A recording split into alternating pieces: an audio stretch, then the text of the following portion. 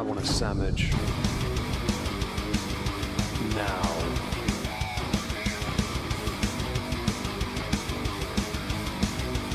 Oh, sandwich wench.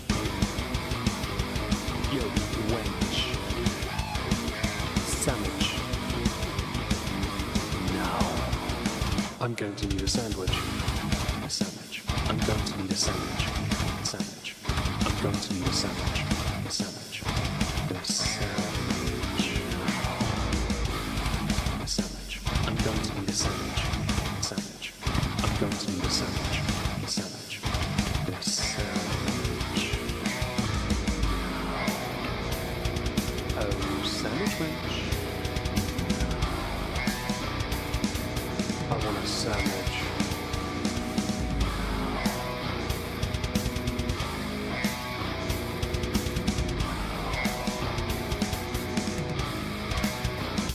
Sandwich. Hello everyone, welcome to another edition of Not Worth a Cork. Do forgive my voice. Hopefully it doesn't deter you from listening to this on playback.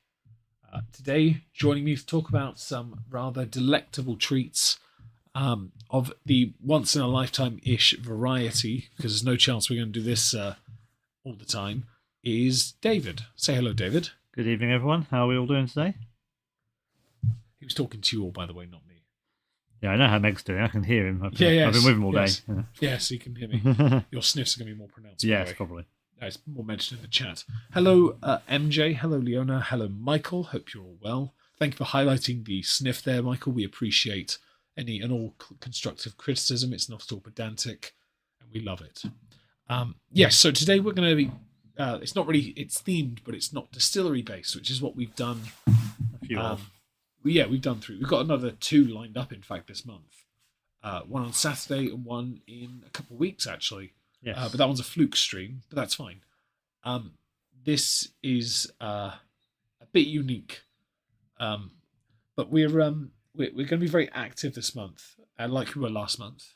And there's a reason for that. It's because there'll be later months in the year where we won't be.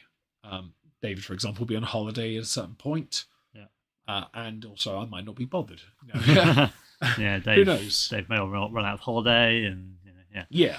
Hello, Bry. Hello, Yempy. Thank you for your very kind comment, Yemps. I appreciate that. That's probably something rude about my voice. So No. It's sad ASMR episode. I don't think it's sad in the slightest. When I'm looking at it's the quality. definitely not going to be sad. No, it's just my voice is betraying. It'll be very sad if we don't like some of these. I've already. Well, to be fair, I know one of them is good because I tried it in Yeah. the form of the penultimate Scotch. Actually, yeah. So we've each had one of these. Yeah, you've had. I've had the Ben Rins. Yeah, I've had the much more expensive. But yes, we're going to be going through a bit of a madness that we indulged in last Wednesday. Last Wednesday or Wednesday before? Yeah, it might be last Wednesday. 24th. Might be Yeah, I think I've seen you like pretty much once a week for like 3 weeks. Much confused. Yeah. I've got the Marbury light on. Oh, right side. Was it left side? No, Don't do that. You'll slide the letters, you donut. Move the R, you donut. For those who don't know, David's a boomer and he didn't listen to me before he acted. There we go. It's better. I have a sign above the bar that says the Marbury bar, and Dave moved it. Anyway, yeah. So we're going to be foregoing our standard whiskey glasses because these aren't. We realised that we want to use those. We'll use them on Saturday, in fact. Yes. But for these, a couple of them need a nosing glass. A Capita glass would be perfect, but we haven't got those. No. Although if we can find some, we'll put some on the wish list. They're on Amazon. Can have them. Okay, we'll Yes. put some on the wish list. We'll put like 2 on there. Bear with. But yes, while David does that, I'll continue to talk. We have Sniffy, McSnifferton, and Horse. Yeah. Yes, Dave's a lot closer to the microphone. Sorry, yes, they can move. Oh, yeah, they're 15. There's no point moving back. They'll still hear it. Thank you, Lady of Darkness, for the donation. We really I like appreciate that one, to be fair. What, Capita glass? No, it's not Capita glass. No, but prescription whiskey. Buy your own one, you fascist. But yes, we're going to be looking at some whiskies that fall within line certain annual. Cap as well. he's easily distracted, so do forgive Dave's inability to stay on topic. But yeah, we're going to be going through an annual thing I've been doing for 4 years, but in a different setting in the form of at the bar, because we thought that'd be a laugh, and talk about why we chose what we chose. Although, to be fair, I chose 3 of 4 of them, technically. Yeah. Yeah. And if we were being a bit more pedantic, we could have included one more item in the form of the Norfolk popcorn. Yes. But we decided not to because we don't want to go too heavy. Not because of my throat, just to be clear, my vocal cords aren't sore at all. It's just a case they're a bit tight because it turns out I was ill and I didn't even realise. Yeah, you got the lurgy everyone else has had without actually having it until your voice just decided to go. Yeah, it's sort of, so for those, I went to a gig yesterday, so people might think, oh, maybe it happened at Glory Hammer. No. My voice was going before then. We had to stop when we got off the train for him to get some sweets. Yeah, and they were crap. They were terrible. You to get the Hall Supers. They weren't any better. I bought some today. They haven't helped. I had to get the Strepsils out of my bedside table. I found them and I was like, bosh. I feel bad saying this. What I didn't twig till we got back is I had Strepsils in my toiletry bag, but I didn't realise. Dave's a dickhead. But yeah, anyway, we're going to be... oh, hello, Orla. Hope you're well. Yeah, you have to tell me if you're joining because I can't see the chat. That's all right. I will say hello to everyone. Hello, people I have not said hello to yet. We've, in the time we haven't been in, we've also set up a Not Worth the Cork YouTube channel. Not for the streams, but we're going to start at some point, sporadically, uploading some shorts that will probably end up there and also on Instagram. Yeah. We were going to do one, I thought about doing one for the bar to show you how we set this up. But I'm going to wait until my voice is better. Because I feel like I've got the better narration voice. Yeah. Definitely. And so explaining it would be better from somebody whose voice isn't compromised. Yeah. I can always be the roving cameraman while Meg stands in the corner and does the David Attenborough. Oh, well, and here I can still do that. Yeah. And here we have, in its natural habitat, a single malt. Shagging another single malt. Making a blended malt. That's how it works, folks. Anyway, you should use Jakeman's ones, particularly the menthol and licorice. Perhaps I should, but I don't know anything about them, and I'm not going to take them because I don't have them. When a daddy malt loves a mummy malt in a very special way. I mean, that's certainly what I'm going about it. It could be a joke. It'll get demonetised if ever was over there, but yes. Anyway, what we'll do, we're going to go here. So this is a bit of a bonkers picture. That was a while ago. Oh, okay. Thank you, Lady of Darkness. I changed scene, so it moved it. I just saw, so I was like... Yeah. We'll hear it if it happens, but you were talking when the last one happened, so you didn't hear it. Okay. You have tunnel vision in your ears. This is what happened, but it isn't quite how it appears, so it's all right. It's not too bad. It's exactly how it appears, to be fair. Shut up. We went on an adventure on the 24th. Think Bilbo leaving the Shire in the Hobbit movies. Well, he came back with a single chest of gold. We came back with multiple bags of things from multiple shops. Yeah. I went to Warhammer. Dave followed. He didn't know what he was doing. No. Went to Hotel Chocolat. We both bought stuff. All of it's pretty much gone, though. Yes, I think I have 3 of the whiskey things left, and that's it. Yeah, most of mine's gone because I gave a load to the sisters as well. Well, yeah, they did send you you'd have lists for some of them. No, they only wanted batons and macaroons. I did too, and I just ate them. So yeah, it's why I've not been doing very well. We went on an adventure, and the last place we decided to go to, penultimate, I guess technically, because obviously I bought a sword. Again, yes, as always. We're not going to be saying that, Michael. Thank you anyway. We went to the Whisky shop in Norwich. Although we went in a day earlier to buy his parents, his dad a birthday present, and we scoped the place out. And I went in. Obviously, I had a little list, and I noticed that a lot of things I had intended to get weren't there, but then things that they said on their website weren't there were in the shop, and so my list, thankfully, had contingencies.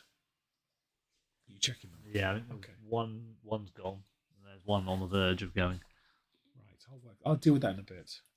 Last thing I don't want to stop the flow just to deal with that. That's fine. We'll do it. I mean, you are wearing a coat indoors. All right. Anyway, so we went to the whiskey shop and we acquired Well, something I started 4 years ago that Dave has jumped on, which I'm glad he does because we all need a treat, even if he got shafted on his bonus a little bit. No offense, you got shafted. Yeah, that third of what I got last time. Yeah, you got done. I mean, a third last. Well, actually, thinking about it, you're usually with what you done with your bonus before. I think you made it a point to not because you had tax on the bonus and also bills of some kind. Yeah. Whereas I just paid my tax straight away. It's the first thing I did. Yeah. It's a great thing to do. First thing you do when you get paid, pay your taxes. Yeah. That doesn't feel wrong. Watching that number just go. Yeah. Who's Faker? Why is he getting all my money? Oh, I don't know. Yeah. Sadly, it's not called that here, though, is it? No, they're just called bellends. But yeah, Dave got done dirty. But we did, with what Dave got, he did end up spending it all anyway. Yes. Yeah. Although that wasn't intended. No. But we thought what we'd do is we'd go through some of the items that are in the picture that aren't going to feature on the stream. Dave can go first so I can rest my vocal cords. That would include your 2 sets and that square bottle. And we'll talk about that one in a bit. Okay. So, in the picture, you will see a small fuggler. His agent Johnny. He is sitting proudly atop one of the 2 tasting sets I acquired, which is the Glenmoray, the other one being the Tamdu. Mm-hmm. So these are sets. We've both had one of the Glenmorays. Hi, Mark. And I don't think either of us have ever had the Tamdu. And hello, Marble. Hope you're well. So no, I've never had the Tamdu. The Glenmoray is in my decanter here, the Elgin Classic, which is in that set. Given the imagery on the box, the ship decanter is quite appropriate. Yeah, I guess so. To be fair, I put it in there just to get rid of the moray. Yeah. I didn't realise it was actually nice. Yeah, it's actually for a cheap whiskey better than you might expect. So the plan with those is to do Discord VCs with them, which is I was going to buy 2, and then we were going to use those, but Dave grabbed 2 as well. So I got 2 different. I felt ones. it would be I felt it was a good idea, so I thought as we were there, they had several options. We may as well acquire some so that we had some to go. Yeah, we do at least one when you're here. We won't be doing one next time you're here because you're only here flyby. One night, yeah. Yeah, that's one stream. That's it. Yeah. But yeah, Tamdu's an interesting one because that was on. It's been winning quite a few awards recently. Yeah, it was it was also I considered it at one point for a birthday whiskey I had considered. I think it was last year. I was considering the 15 or the 18. I thought that'd be a bit, but then I went Bladnock because it was just I just thought screw it, Bladnock. I like the bottle. I was like, I wanted to see how good that was. Yeah. Yeah, and then so I got those. I got some other things, but the other one I'll mention now is towards the bottom, or it is on the floor, slightly to the left. Of the old Pulteney 18. Yes, it's the squarish bottle. Doesn't look anything overly impressive in terms of design, but that is one of the whiskey shop sort of exclusives. It's called like the Loch Fyne. That's their sort of bottling branding category. Yeah. The whiskey inside, however, is a Mortlach. Speyside, Beast of Dufftown. Yes. Now, we were lucky enough while we were in the whiskey shop to have a very good conversation with the gentleman there. It was a long one. Yes. He was very happy to serve us. He was very much enjoying how much money he thought we were going to be spending. And then he realised how much money we were going to be spending, and he very much enjoyed it even more. But he was very nice to us. He let us have quite a few samples of things. I was having to literally like tiny sip because I was having to drive later. Well, we rectified that by having some food out, which wasn't planned, but hey ho, cheeky Nando's it was. Can't complain there. But one of the ones I tried was the Mortlach, and Meg will tell you stories of sneakiness coming up, but I almost accidentally didn't get this because Meg hadn't realised that I was looking at it and tried one and decided I was going to just pick one up and put it in my pile. He went to help me move my pile of stuff to the counter to pay and almost sent it flying across the shop. Yeah, he'd had many samples, full Dave Sip samples on some of them. It's not that they were full samples. No, we'll come on to the other part of it in a moment. There's a story there. But this is quite a strong whiskey, but it was very, very nice, and I was just like, you know what? I'm going to have that because actually that's really good, and it could be collectible, but it's certainly drinkable. So if I chose to open it, I would be very, very happy to sit and drink it. Yeah. I think you should. It's not collectible. No. Well, we don't know because yours was in the end. The one I bought you, that's only was because they're batches. Yeah. Right, they've got batch 14 in, and I'm like, I'd be tempted to put it aside, but these are small batch ones, so they have a cask or two from the distiller that they bottle up as a part of a series. So they're a limited run of bottles. I can't now remember how many of them mine is, but they're limited runs. So once they're gone, they're gone. It was something a bit different, and it's technically bottom shelf whiskey because it was literally on the bottom shelf. Yeah, it was. So, but no, I'm very happy with that purchase, and it is in my display cabinet as opposed to my more drinkable cabinet. That's a separate story that Dave can happily talk about if you like. Oh yes, so just to help Meg's voice along the way. Thank you. Whilst we were in Norwich, Meg very kindly helped me with some DIY. Last time I was here, I did an IKEA run, filled my entire car with IKEA, which was very funny. And then once I got some back to Norwich, Meg helped me carry up the stairs because I are puny and he are real man. One manned it up the stairs for a two-man lift. I believe your dad did say I wouldn't be able to, and I already got it to the top of the stairs. Yeah. So we built a IKEA mini bookcase. Thanks for being here, Mark. We really appreciate it. Thank you. So yeah, we got that together and we replaced my small unit with a bigger one, which is basically to hold the not necessarily all of these cheaper whiskey, but the ones that are either ones I'm not collecting or ones that I don't mind drinking and probably won't be replaced. Whereas the main cabinet is still in place, and that has the ones that either I won't be opening that I have at the flat that display, or that are open but they're like special treat whiskies or something that if I do drink it, it will be replaced because I always want it. So yeah, we did a bit of DIY, spent half a day doing that, and then put some doors on it and rejigged it to fit the electrics in. That took 5 seconds. I did that when Dave was asleep. Yeah, Meg literally cut the unit apart and put it back together with wiring whilst I was asleep. I don't sleep very well at other people's places. It's like the hotel we stayed at last night. I don't sleep very well. I don't sleep under the blankets. No, you did sleep on the quilt last night. I did. Yeah, I did. I'm not comfortable sleeping. Even at your place, I don't really care for it. No. Anyway, yes. So, I have some things in the picture that aren't featuring either. I'll start with my samples. I bought 2 sample sets as well. One is English, which is going to be tried tomorrow. We noticed a spelling error in it, which is hilarious. When you open the box, they themselves acknowledge it. It's become a running joke on Twitch. I believe Yempi herself has referred to it as manured because it's funnier, and I agree. So saying matured on the rum cask matured, it says rum cask marured. It's impressive that the German came up with something funny. I didn't know they had senses of humour. Scheiße. The other sample set I bought was Loch Lomond. I did, though, pour the classic, or the original classic, into my standard bottle that I have of it, because why not? You already have a standard bottle of it. Yeah, the samples are in the cabinet. Another thing not featuring in this stream is actually, there's a few actually not featuring. But the other one of note is the Port Ascaig, which is stood on top of a rather impressive-looking Mortlach 20. Before we went to the whiskey shop, we nipped into another shop in the Royal Arcade. And they started getting more whiskey in, and I noticed the Port Ascaig, and the guy mentioned it was first batch cask strength, and I just grabbed it and went, "Yeah, I'm having that." Bosh. I impulsively just took it and went, "That comes out of the money for the treats. It's fine." That's how you order the alcohols, right? I mean, yes, 1 alcohol, please. That's pretty much how you do it.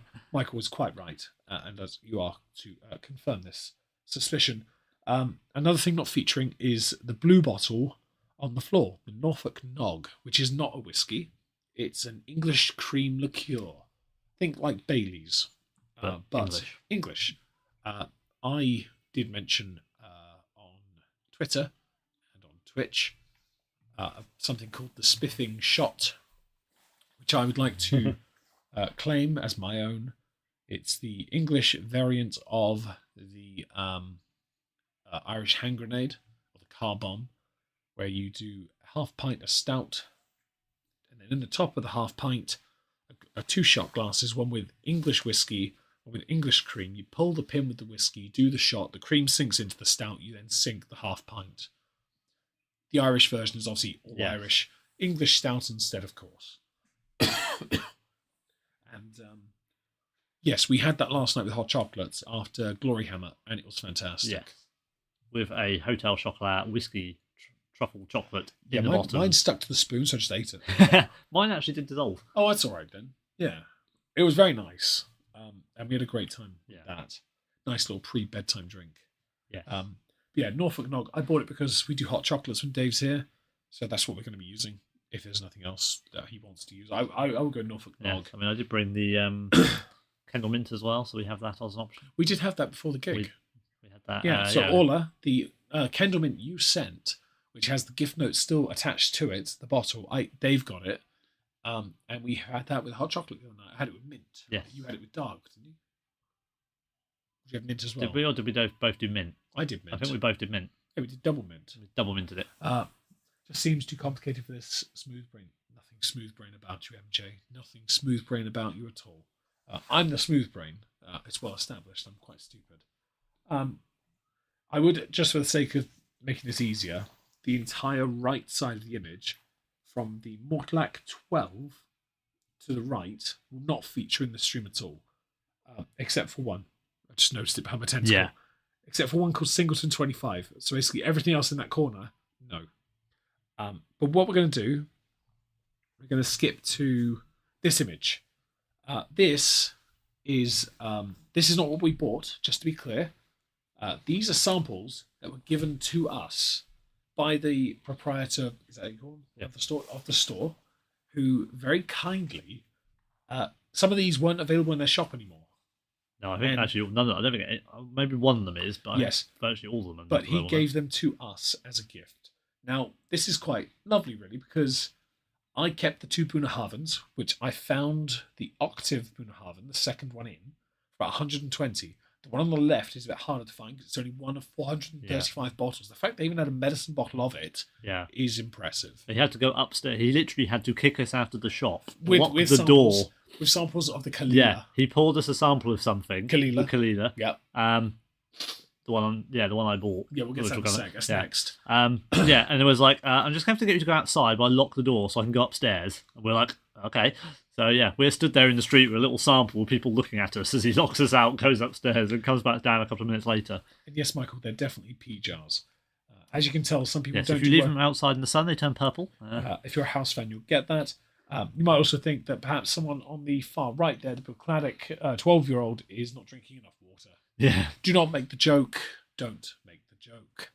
But anyway, yeah, we got locked out for a minute while he went and got more samples. And it's solely because I did something a bit mad, and when he realised, he kicked us out and went and got more stuff. Yeah. For a whole year, I had a metal jar from Poundland. A metal money jar. I gave one to Dave, actually, trying to get him to do the same. Or something similar, at least. Yeah. I was putting money from the cleaning job into it for a year. Whole calendar year. And before I came out to Norwich, I transferred it into a wooden chest. Pirate's Grog sample wooden chest, which I'm going to change. I've got a proper little treasure chest. He's going to change it so that I can't raid it halfway through this year when he does the same thing. No, I won't be bringing a midget. I've got a midget one. That's fine. No. And I basically, when I chose my January treat and a couple other little bits, which stayed within my budget, I then looked around and I was talking to Dave about it. And he's like, he clearly looked excited but a bit confused because I mentioned what the bottles were, and he was like, "Yeah, okay, how are you going to do this?" And so I pull out this wooden chest with all the money, and I've been saving it all year. And the guy comes by and says, "I really hope there's no coins in there." I was like, "There's 60 in pounds if that counts. They're in bags though," and so my madness became quite excessive solely because for a whole year I was ignoring this tin, just putting money into it, but not more than a certain amount. No. Turns out it piles up after a while, which is quite nice. What was quite funny was you had there was some 50s, which was brilliant. 150. I was 150, but the guy was like, Suddenly became a case of this dude has money. Yes, well, had. Yeah. But yeah, so a lot of those bottles on the far right side were purchased with that solely because it's what I dubbed the madness. I did it last year, but nowhere near as grand because I overspent on something else.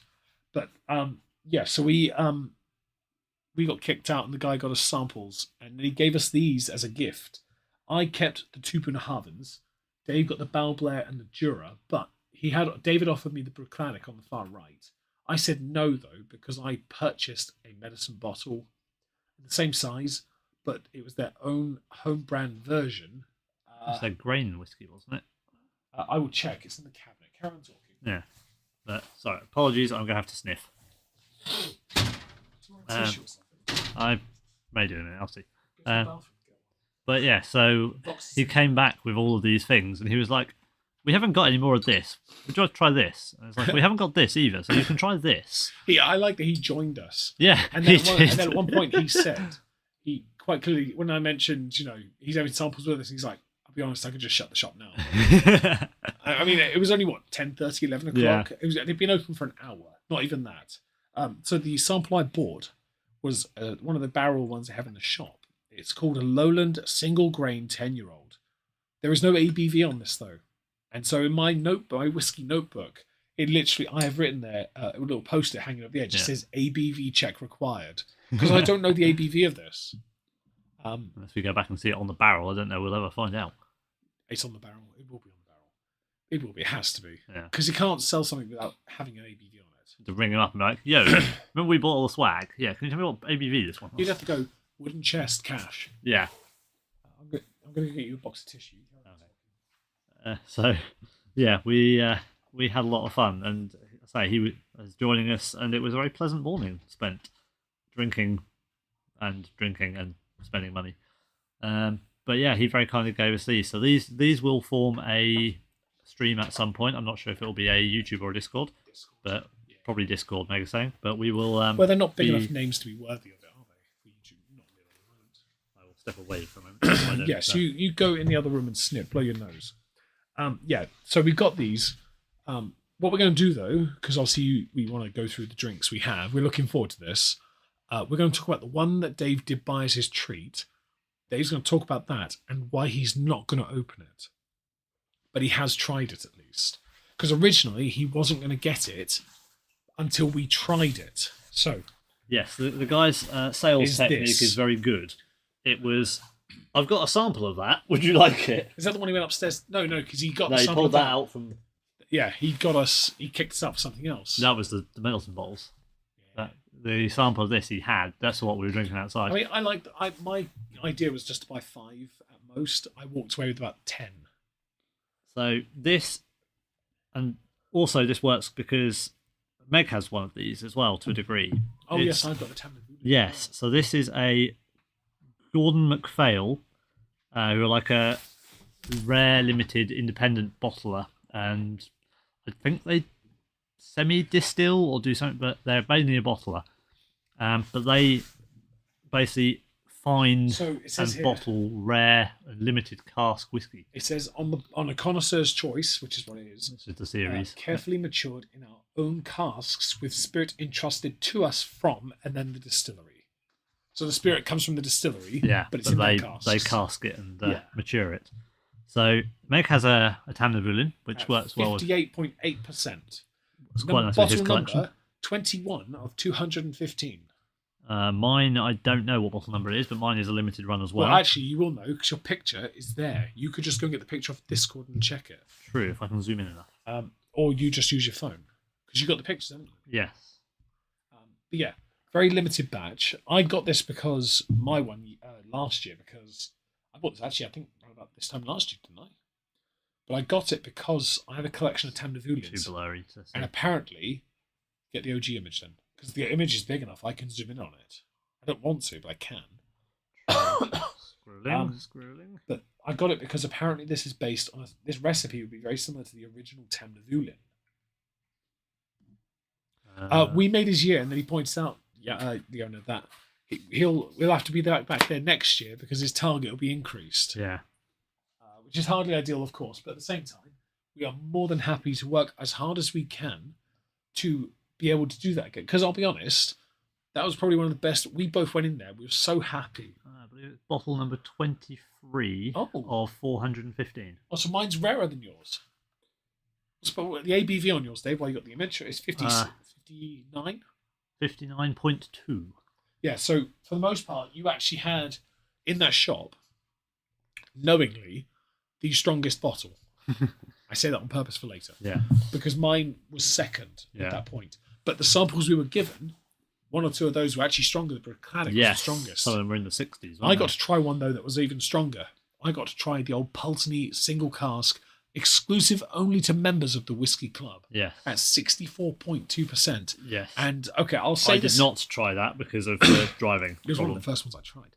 Just the thing, because I should point out, I bought the old Pulteney 18 in the shop. Yeah. Because I got the 12 and 15. I wanted a trilogy. Because I want to do a thing where we find the perfect trilogy. And the 18 was needed. So I tried the limited single cask, but I snuck around Dave and managed to buy a bottle without him noticing. Yeah, he did. And that was impressive because it wasn't easy. Literally, when Dave was looking at the Mortlack, I pointed at it and just gave him the cash. So he rung it up, and I just put it in my bag while you weren't looking. Yeah, that was fun because I showed Dave that when he got here, and he's like, "Oh, what have you done?" I was like, "I got this and this, and you weren't looking." I even managed to get one in his car without him noticing. Meg are sneaky. I live up to a bit of a name. Yeah. Anyway, yeah. So the Kalila, Dave. So basically, why this and not the Macallan?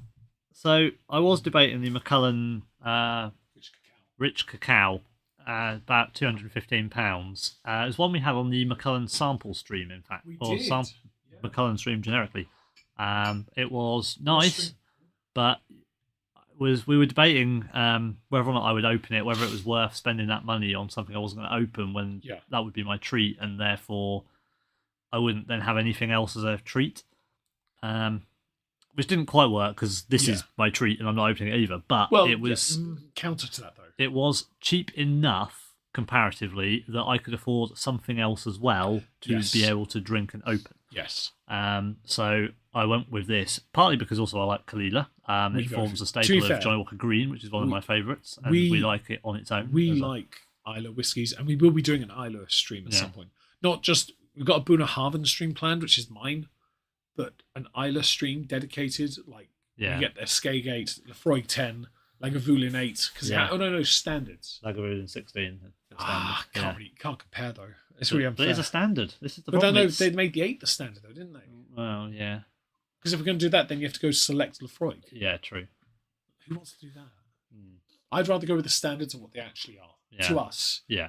So go for each, just go to a couple of distilleries, and Kalila is the 12. Kalila 12, yeah. I have that, You've got that, haven't you? Yep. Yeah. I've got Porter Skagate, and I've got Lefroy 10. We both have that, don't we? Yeah, but I've got here. Yeah, true.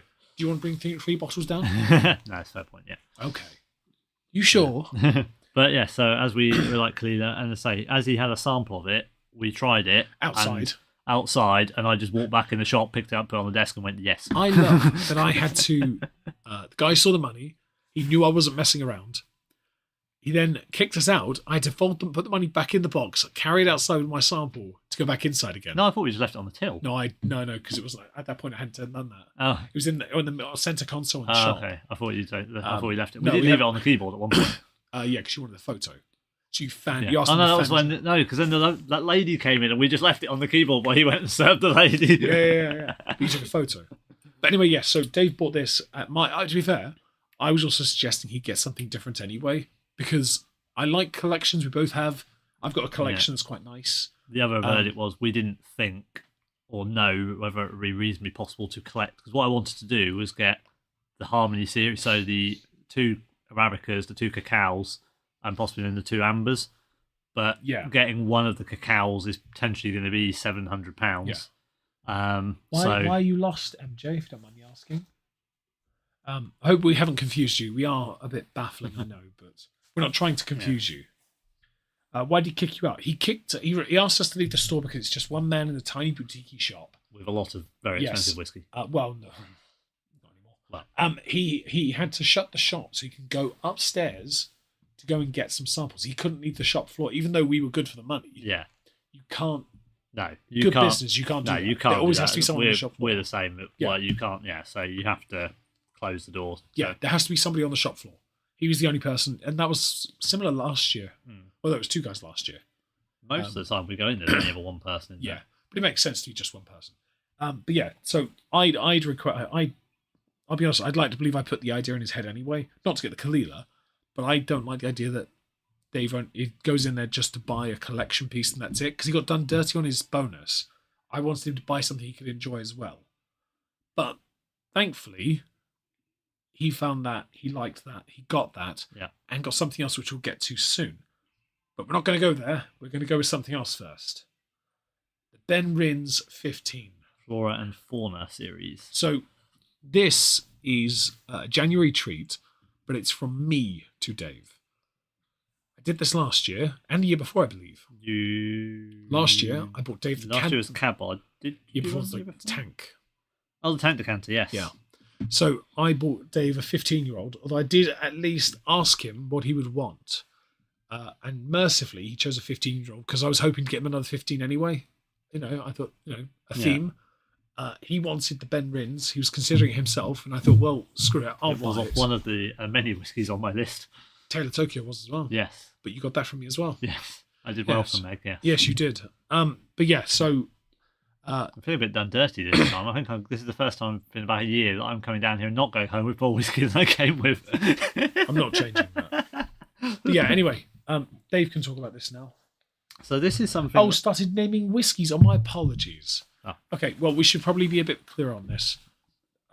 So, for example, Ben Rins is the name of the bottle you see on the screen now. We will make it quite clear going forward what we're talking about, because I don't really want to confuse you. None of the bottles we're doing now, by the way, are open. So, provided Dave abides the rules and doesn't open any into the heater, he's fine. Oh, his phone though. Oh! I can't do the voice. Meg have first sniff. It smells good. It does smell very nice. A very light smell, very light. Yes. So I actually had this several years ago. It was in a random sample box from the good chaps at Master of Malt. I can't remember what it was with, but it's went down very nicely, and it just so happened that actually the night I was drinking it, Ben Rins is in my book, ready to go. Meg is ready. Meg is prepared. I'll do it later. There was a post about it on, I believe it was Master of Malt's Twitter. So I commented about it, and it made me think about, actually, yes, I do want a bottle of this, because they were raving about it. I was really enjoying it, and it went down very nicely. So I was like, actually, I want a bottle. It was 53 quid. To be honest, because of how well... And it's like, that's a pretty good steal, really. Because of how well I had done with the savings, and we did reasonably well on YouTube. Not as well as some people might have thought. I saw someone put on Twitter, 1.4 million views. That's surely $5,000 for $1 million. I'm like, no, that's not how this works. No, we wish it was how it worked. I am nowhere near that. No, I had to pay my taxes anyway, so it wouldn't have been that high anyway. And I'm a responsible adult, and taxation is theft. Whiskey madness aside. Yes, well, we don't talk about that. Although Dave was more than happy to yesterday. But yeah, so this is one of... Because Dave got done dirty, and I know he considered it, I just took it from him and thought, I'll get it for you, because it was either going to be that or Redbreast 15. They didn't have it in stock, and it was on the website saying it being in stock. Yeah, we had a couple of those, didn't we? That was, it's there, and no, it's not there. Yeah, we're not using the Not Worth a Cork official glasses. We figured, because of the nature of these glasses, we wanted to... Yes, the taxman cometh, indeed, Michael. We wanted to make sure that we got the most out of the noses, because we've discovered of late quality of glassware is vitally important to ensure that we get as much out of it as we can. And we're doing it in a very somewhat dirty order, because all Dave's ones coming out first. But that's solely because of the price bracket change. Dave is okay with the order as well, for reference. Dave fully understands why we're doing it this way. And has I'm not going to put the last one first. Yeah, definitely not. Because first of all, it wouldn't make sense either, because the ABV plays a vital part. The last one we're going to cover is 57.6%. No, 57.6. Yeah. It's cask strength and looks like literal varnished mahogany. Yeah, we are, I think, 43. 43. Okay, so we're doing light, slightly stronger, back to light, and then hit you in the face with a hammer.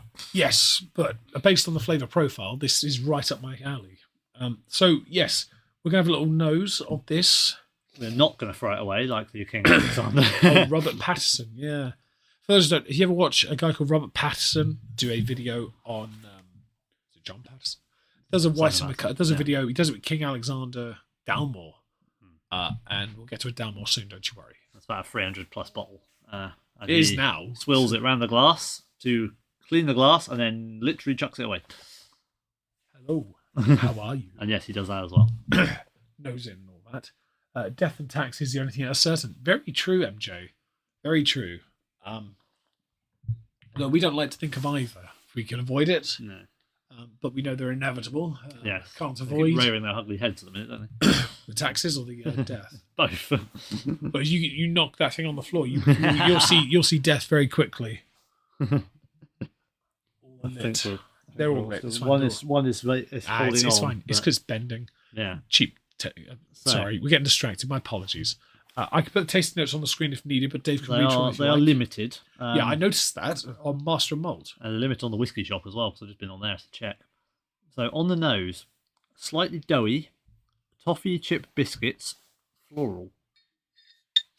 On the bottle, it says, because it's quite heavily text laden, it's a very old, very typical whiskey bowl shape. Yeah. Ben Rins Distillery stands on the northern shoulder of Ben Rins, 700 feet above sea level. It is ideally located to exploit the natural advantages of the area, pure air, peat and barley, and the finest of hill water, which rises through granite from springs on the summit of the mountain. The resulting single malt Scotch whisky is rounded and mellow. At 43%, I would expect it. Although I do recall the guy in the shop saying, when we were doing samples, and we mentioned going down in ABV, he was like, yeah, that's water, mate. I remember him saying it without the bait word. He's like, yeah, that's water now. Because we were doing like 64 and 59 and 55, and he's like, yeah, water. We were talking about like the Man of Swords and stuff as well, weren't we? All the strong things. And oh, Brian, you get it. The guy doing the thing with the, It's amusing to me because next year I can imagine Dave would buy a bottle actually, solely to keep in with a theme we'll get to soon. Yeah. So, have a little, what do you think of the nose? I would agree. I'll put it on the screen. Biscuity, doughy, yes, makes sense. Like biscuit, floral, yes, but Well, it says here, slightly doughy, toffee chip, biscuits, and floral. Yeah, I'm getting something else. Something that's mentioned in the palate, but not on the nose. But I was getting it before I read it in the palate. Peat. Yes. Yeah. I didn't see it in the palate till I'd I'd smelled. That's why I went back again and stuck my nose in, because I was like, is it definitely? So remember when I said to you about this? I said to you before I'd even had it. I said peated, and you said no, it's floral. I couldn't remember it being peated. I remember explicitly seeing the word peated. That's why I was like, I'm really happy because this is another non-Islay peated whiskey, and it is. It is. The colour's interesting, by the way. Colour is like almost honeyish. We've both got some form of notification. Probably because we're on live. Yes, I've just got the Gone Live notification. But yeah, it's very. Oh no, I got a different one. Yeah, the colour is very honey. Should we ever say treacle rather than honey? Or golden syrup, maybe. I've got honey like this. Depends on the these. Yeah. Cheers. First of the evening. Cheers.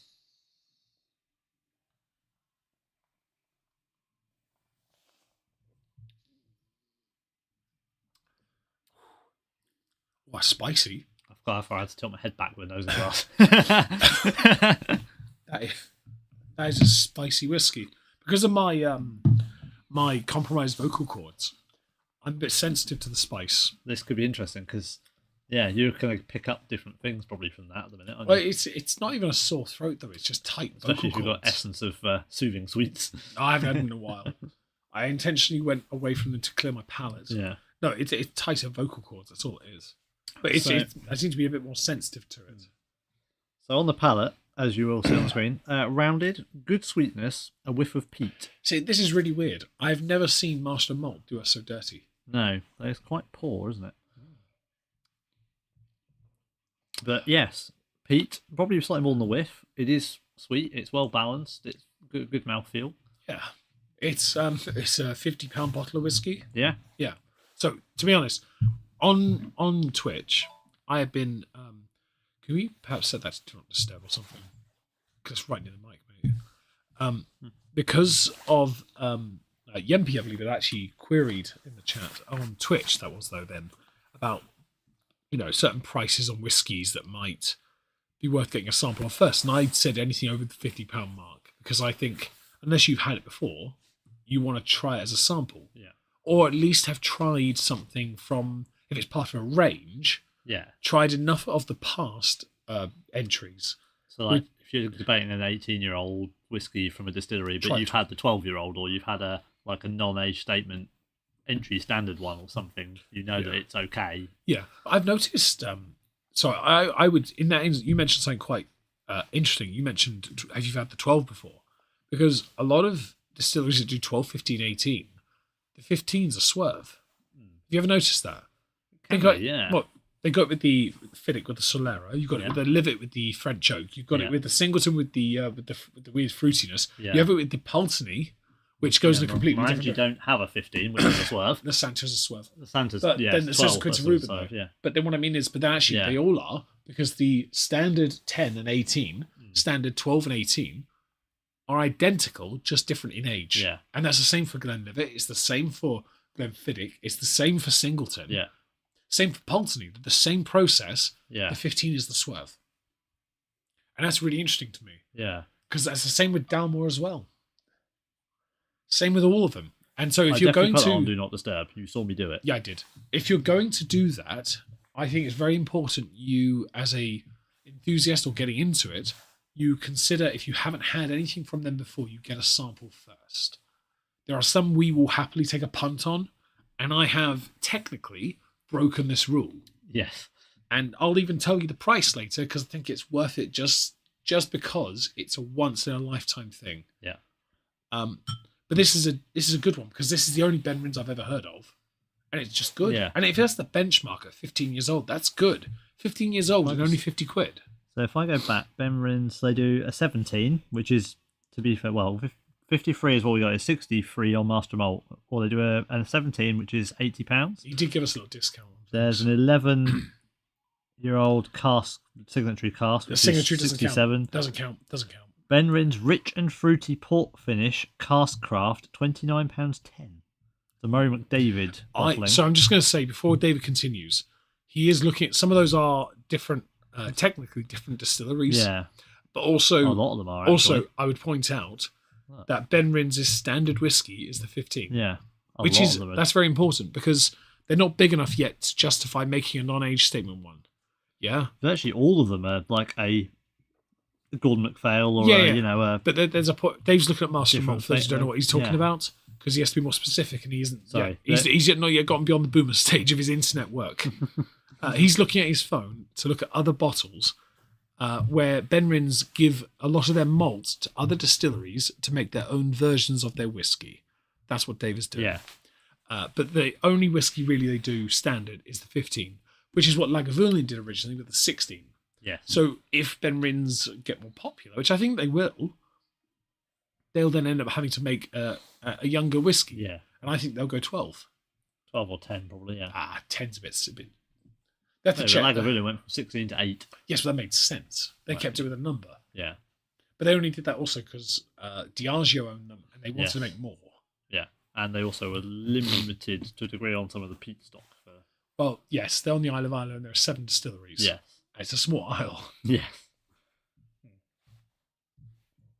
Because of my compromised vocal cords, David is going to do the 15-second rule. Is it worth £50? So I'm going to, while Dave does the 15 seconds, I'm going to say yes, it is. Because it's smooth, it's got toffee, it's lightly peated, not too much. If you are someone that doesn't like peat, this is for you. Because it's not so pronounced that it would hurt you. 15 seconds are over. Consume. Send it. What do you think? The biscuitiness comes back a bit. Yeah. It's very smooth. That toffiness gives it a very smooth finish. Have a go. There is the peat. There's a little bit of sweetness. Right. Sorry, I will take a second off that. I missed the button stuff. It does not got a burn. It's quite cold as it goes down, but it's very smooth. I wouldn't say it's too much like barley malt or anything in it. Yeah. Very sweet. And the sides of my tongue are on fire. But it's not unpleasant. It's like a mild cinnamon. Well, it says barley biscuity, slightly drying for the finish. So the dry, you are right. Yeah. Because my first response was... I think I'm probably suffering from it less than you just because my throat isn't being weird. So perhaps that makes it easier for me to notice it. Yeah. No, that's really nice. £50-ish. Yeah. It's worth it.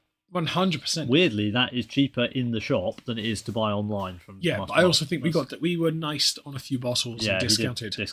He discounted me on the Mortlex. He did on my two of of them. mine as well because mine was more like that. Yeah, he did on the 2 Mortlex. He did on a couple of things. The bigger ones, no. We'll get to that soon. Don't you worry. Dave did though do a nice on his next bottle because he wasn't going to get the full set, but I'm glad he did. Yeah. To be fair, because the coaster singular. Yes, it does. No, that's really nice. Mm. Did you pour me the same amount? Yeah, both are single. Ha! Meg is Dave sipping. Meg is obviously medicinaling. Yes, well, we've been here for 51 minutes, and I'm now going to send it. You don't have to, but I'm going to send it. Fair enough. Meg is going to do the official. Heron? You're a swag fan. You bastard. Meg has called Heron, official rules of Heron, and the bar. Oh, it was a false call, sorry. False call, it's not on the board. False call means I had to finish my drink. We haven't actually got it on the bar rules. No, the Dave rule's something else. But the Dave rule could have been the Heron rule. So you made a mistake already, David. I haven't worn the hat. Damn right, put the hat on. Or I'll make you send something else. You'll be drinking very heavy tonight if that's the case. Yes, so as a YOLO Swag Fam shot, which I've just done, which was barely it was like a Dave sip, but as one, it went down smooth. It was very cold, a little bit of build up on the middle of the chest, but marginal. It's incredibly smooth. Very at the price range. I would expect it to be a good shot. Yeah, I mean that. We've had more expensive whiskies that are worse than that. We've had a few that are absolute. To be fair, I've got one that is about the same price that is an absolute dud. I've got one that's more expensive that is also an absolute dud. The one that's more expensive, that's an absolute dud, required water to taste good as the Tail of Forest in the box. Glenmorangie, it's only good with water. I don't like that because the ABV is not high enough to justify What's it. the Who Dart? That's about the same price. That was the next one, and I was going to get to it. That one's cheaper, and it's a dud. That was literally my next one. I thought that was around the same price. That's why I was sort of thinking. You can check if you like. No, trust you. I believe I bought it for 35. Okay, yeah, a little bit cheaper. I'll move your glass arms in the way. But yes, Old Pulteney Who Dart would be another one that is a bit of a dud, but I think it's good. If you know how to work it, much like the Glenmorangie Tail of the Forest, separate bottles, Glenmorangie and Old Pulteney. But the Benrins, this is Dave's treat from me. Last year I got him the Glenmorangie Cadboll Estate batch number 2 in the old bottle design. Yes, which was obviously much appreciated. Now I've changed it because I like the old bottle. Well, we don't know if we like the new one yet. This Saturday, though, folks. Sorry, design, but yes, bottle as this well. Saturday, Glenmorangie Folie à Deux. Take 2. Electric Boogaloo. And we are going to be doing a second Glenmorangie stream because in the space of a year, David and I have both acquired newer Glenmorangies. Yeah. Although, interestingly, one of them is newer in a slightly restricted sense because one of them I own in its standard or OG format. Yeah. And they have now relaunched, maybe? Yes. Basically the same thing, but in a new bottle and called something slightly different. So they've also changed the cask finish as well. They've manipulated it, but given it the same name-ish. Basically the same name. Yeah, but they're also missing a word off the name. Age, and I think the age statement. Because originally I think the Nectar d'Or, the Glenmorangie Nectar d'Or is the original he's talking about. Yes. I think that was a 12. No, I'm sure it was a 16. I honestly never thought it was.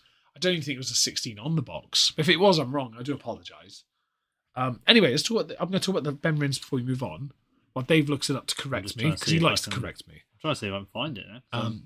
The Benrins is fantastic, and I highly recommend if anyone can get their hands on it, you should try it. It's smooth, it's sweet, it drinks well, it sips well, it noses. It's not got too much complexity on it, and for 15 years old, I would expect a little more. I don't think it's remotely comparable to a Pulteney 15 or a Dalmore 15 or a Singleton 15, but it is kind of smooth like a Glenlivet 15, but in a very different way. But much like a lot of the other ones, unlike a lot of the other ones, this one is not as complex, which might benefit for those who are more entry level. Can you perhaps not, because my voice is hurting now and I need you to talk? It does not seem to have an age statement. My apologies. I thought it was a 16-year-old whiskey. Okay, cool. Carry on. So, right, I'm just getting the tasting notes pulled back up for what we're going to be having next. Sorry. So, yeah, that will be an interesting stream, to be fair, I think, doing the extra Glenmorangies.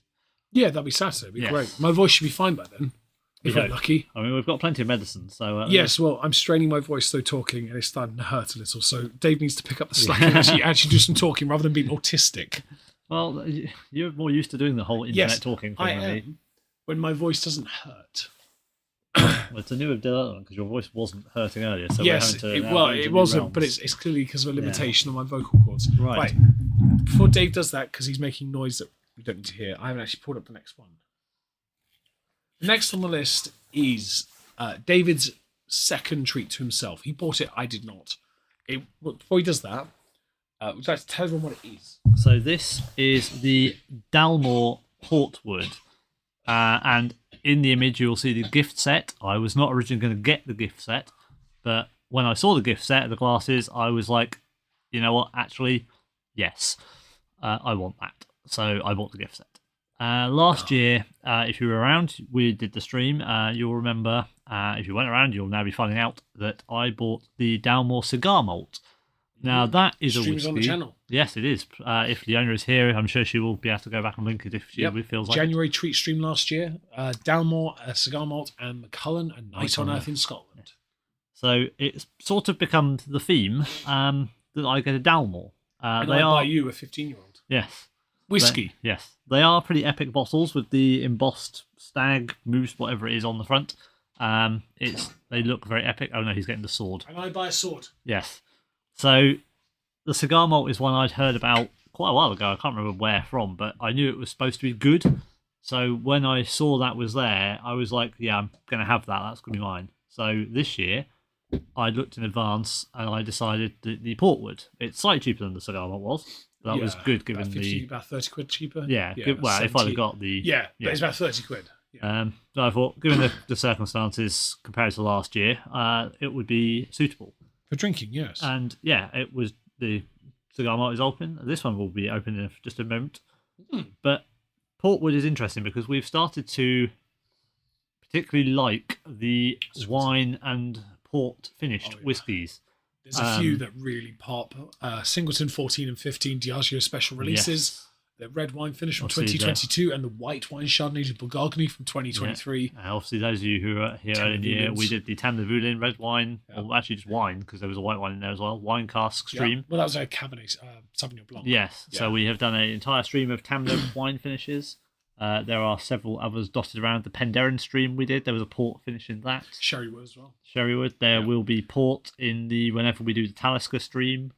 Portery. Portery. And also Talisker Diageo special release. Yes. Talisker's distillery. Diageo 2023. It's finished in ruby, tawny, and white port casks. It's quite nice. Very nice. And obviously, we've already aforementioned like the Quinta Rubin from the Glenmorangie and things. The first one that started it. There are a number. I get told it's overrated, and I'm like, how can you say that? It literally started the port. Started movement. an entire and thing. also, sherry cask finishes are so standard now. Yeah. And La Santa started it. Yeah, your basic standard finishes are sherry cask or ex-bourbon. And who started all of those? That would be, let me see. Was it the Glen of Morangi? You are quite correct. I'm trying to have a quick look, see what other ones I've got, but I've realised actually can't be asked. But we have a plentiful supply of these, so it's probably going to be there'll probably be a port-based stream at some point in There the will be, yes. So this will probably feature again, depending on what we decide to go with. But yeah, we've got into it. So Dalmore Port, I thought this would be a really nice combination to go for. Dalmore is quality. We both got a bottle of the 12. Meg has the 15. By dint of me having bought one for Dad several years ago, I have sort of have the 15 because he hasn't opened it, which means it'll be my inheritance one day. Not mine then. So have you got? And you've got the 18 as well now, haven't you? I've got the trilogy. Yes. We'll get to it later. So Dalmore has become a good part of both of our collections. I have tried the 12. I then made Dave try it. Yes. Because I instantly said it tasted like Christmas in my mouth. And the tasting notes confirmed it. Yeah. I said it before I even looked at them. And I was like, that's Christmas. I would have rather have had that on Christmas Day. Like, yeah, we didn't actually, interestingly, neither of us have opened the Paul John Christmas whiskies that we have. Yeah, well, to be fair, you weren't going to be able to have the chance to because you got yours. No. Paul John is another distillery, it's Indian, for those who don't know. But they have, those last couple of years, they have released a specific Christmas whiskey, which we will at some point get around to trying. But yes, okay. I will open this. Yes, will please see do. if we get a good noise. Oh, and sorry for the breathing. Again, tighter vocal cords, voice compromised. I can't do the voice that irritates Leona so much. I can do the gravelly, growling voice that doesn't actually hurt my voice as much as normally speaking. But I can't maintain that for too long because it requires more oxygen to do it. I mean, I can do a variant of the annoying voice, but yeah. Don't do it. I beg. I beg.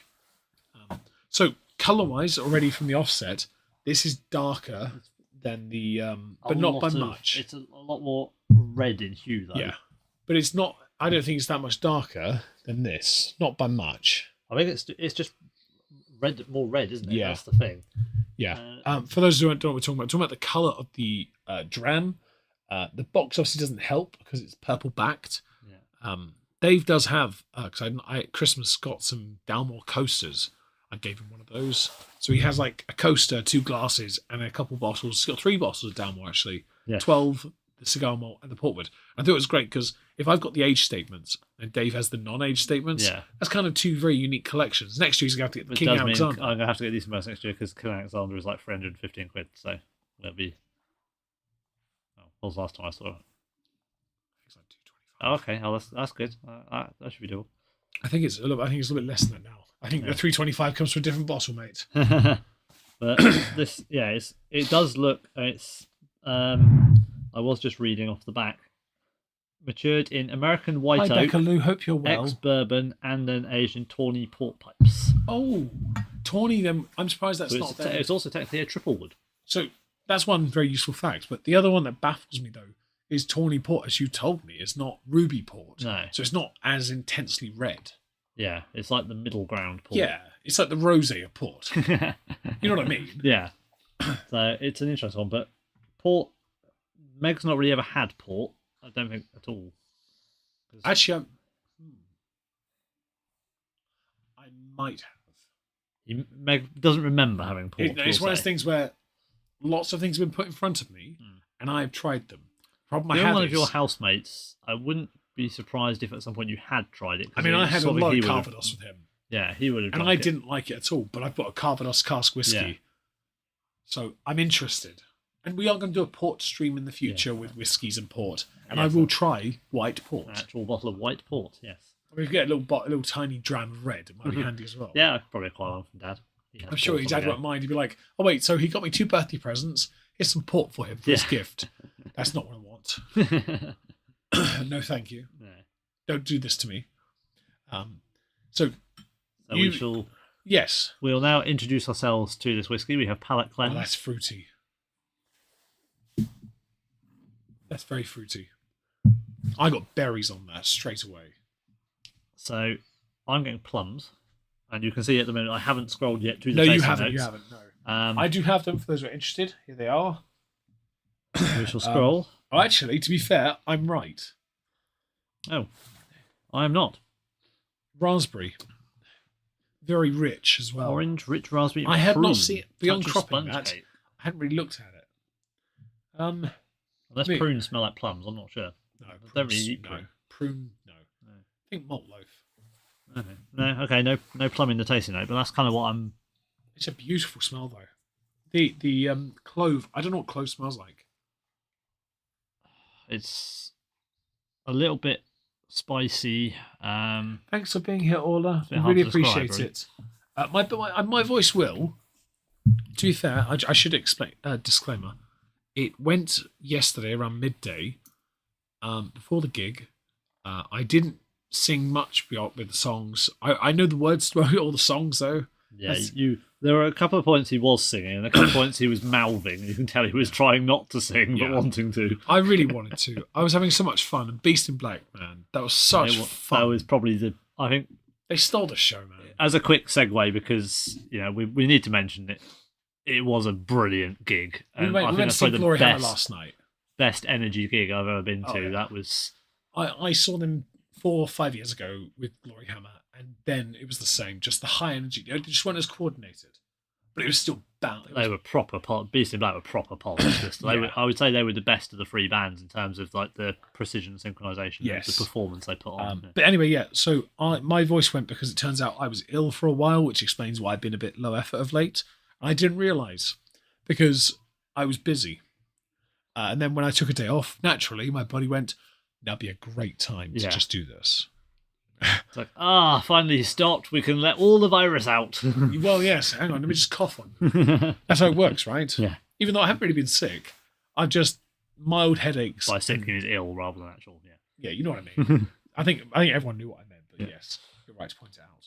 Anyway, flavour notes. Let's get to the. That's interesting. Should we get to the taste? Graham's port. That's a pretty popular port, to be fair. Graham's. Very common. I see it in the pub. Well, Shall yeah. we? Yes. Is this what your parents drink, by the way, Graham's? That's one of them, yeah. Cheers.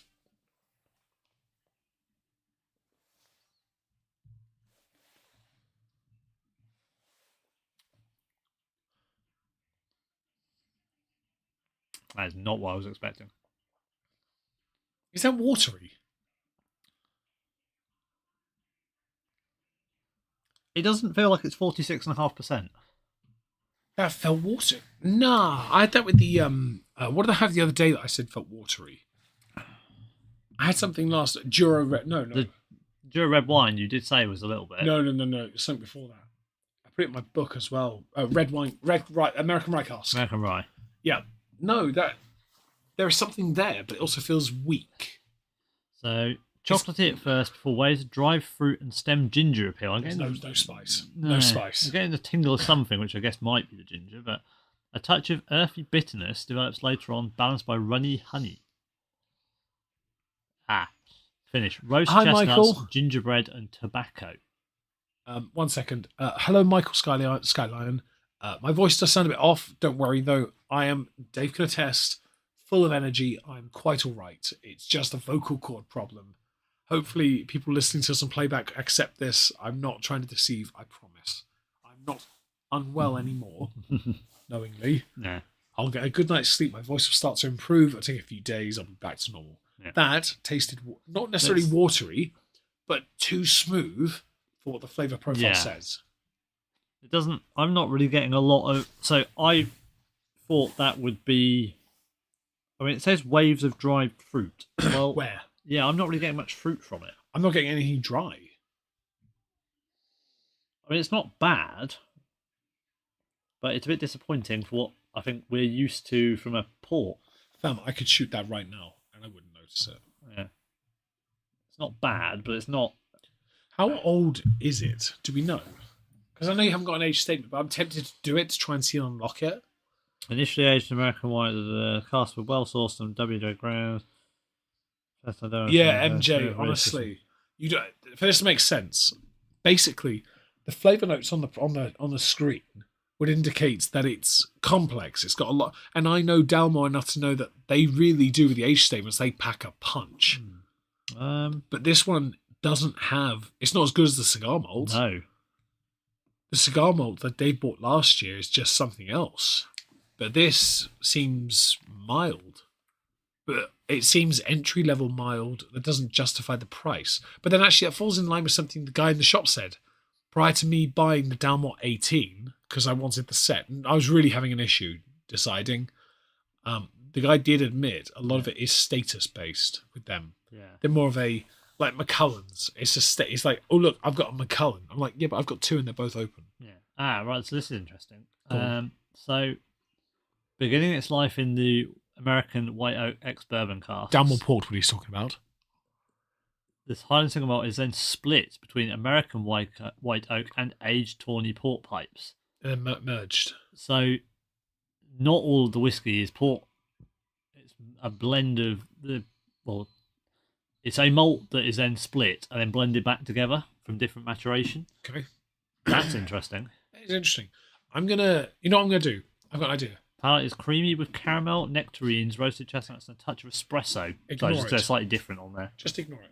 Get your stopwatch out again. I'm going to do 15 seconds like the Ben Rins. I'm going to give it 15 seconds. Okay? Yeah. We are going this time. I managed to do on time. I mean, this is going to be an interesting one because he's making a face as if he's not got anything in his mouth at this point. So that's not boding overly well. 13, 14, 15. Oh, he's going a bit longer just to see if he gets anything. No. There is the slightest tingle at the end. Do it yourself. There is absolutely sod in that. There is nothing there.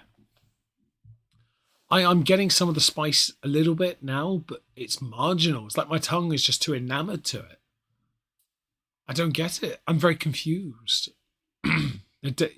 Surely you feel it. You look at the look on your face is everything. It doesn't. There's a little bit. The bitterness, I can. Yeah. But you have to give it time. It feels like someone's already added the water to it. Yeah. It's not bad. I've had vastly worse whiskies, but you paid a fair bit for that. Yeah. And that's not worth it. No. No offense. No. But then you haven't been done dirty. It's fine.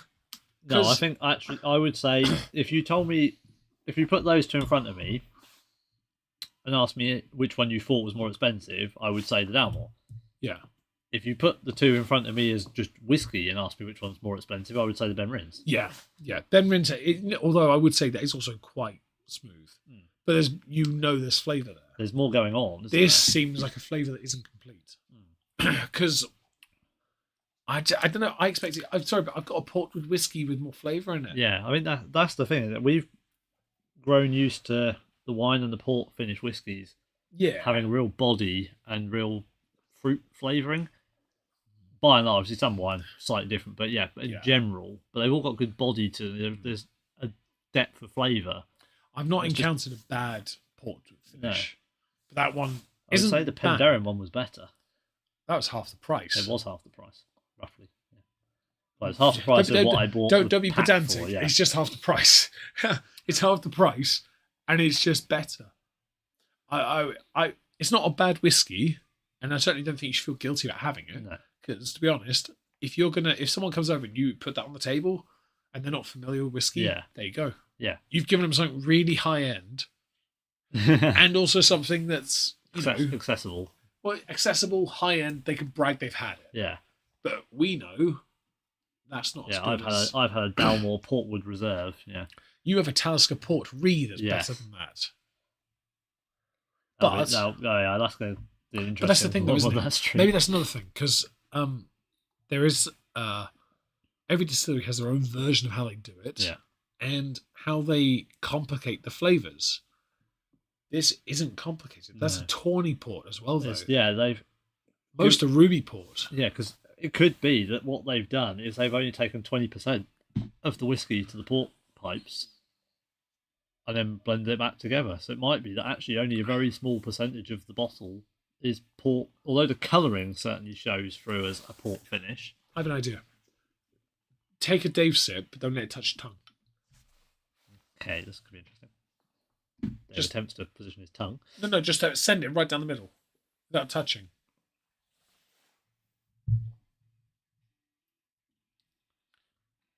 You get it, don't you? This isn't a sipping whiskey. It's a drinking whiskey. We're using the wrong glasses for this one. This Yeah. is a straight up drinker. This is just, yeah. That's not a bad thing, though. I just figured it Yeah, out. that's different. I mean, I figured it out, but it's not. Hello, G-Dubs. Hope you're well. Y'all are too fancy now, eh? Well, we're about to get fancy. I was going to say, you ain't seen nothing yet. You have, I would say you have no idea, but in reality, you've seen the bigger picture. So interestingly, go on then. Gold International Spirits Challenge 2022. Gold International Spirits Challenge 2020. Gold International Wine and Spirits Competition 2019. If I was going to grade this, I would say it's a C and nothing higher. Gold Single Malt No Age Statement 2020.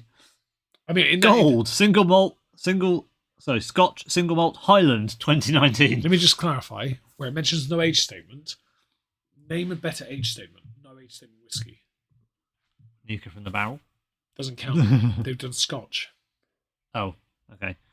Name a better no age statement Scotch, and then justify it. Because that makes it tricky, doesn't it? You could say now Dalmore Cigar Malt. I mean, well, there is Dalmore Cigar Malt, yes, because that's no age statement. But they haven't included it. Monkey Shoulder's no age statement. You could include that, surely. There are many we could talk about. Some of the Taliskers, in fact. Yeah. But why is Dalmore better? Why is that one better than them? I don't know. Based on the rewards, I don't know. This is going in your drinking cabinet. Yeah, it may have to be moved across. Keep it with your cigar malt. It's nice to have an array of Dalmores, isn't it? To be fair, if you just To be fair, the cigar malt's on the top anyway, so True. Maybe you can stick that next to it. It's a treat. I'd be interested to try that against the 12. Because I'm not convinced that would be better than the 12.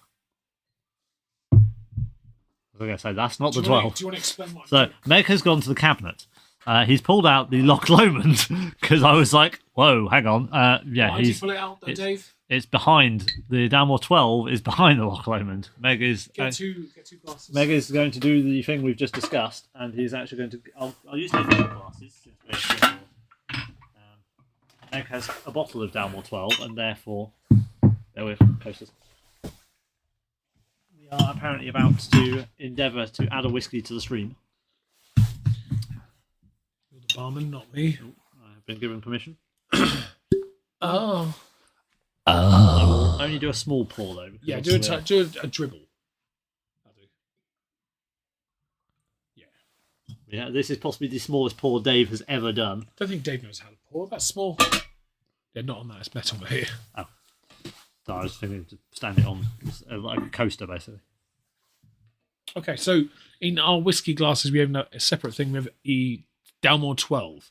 This is Christmas in a glass. All right, I'm gonna neck this and see what happens. Ready? Yellow swag fam on necking. Toodaloo. Yeah, that's better. Yeah. Straight up, that's better. The Dalmore 12 is better. There's more flavour. It's more pronounced. It's Christmas in your gob. It's what you want.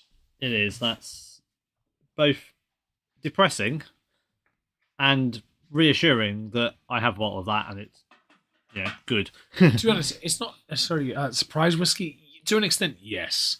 Because we weren't going to actually open others because we know what's coming next and after. And what's after is the coup de grace.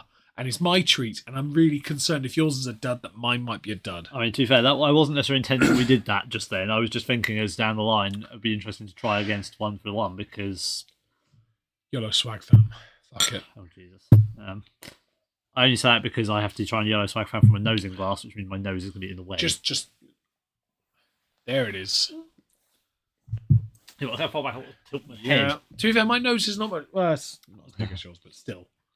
Yeah, no, that's the easiest shot I've done. Did I shot it? Did it go?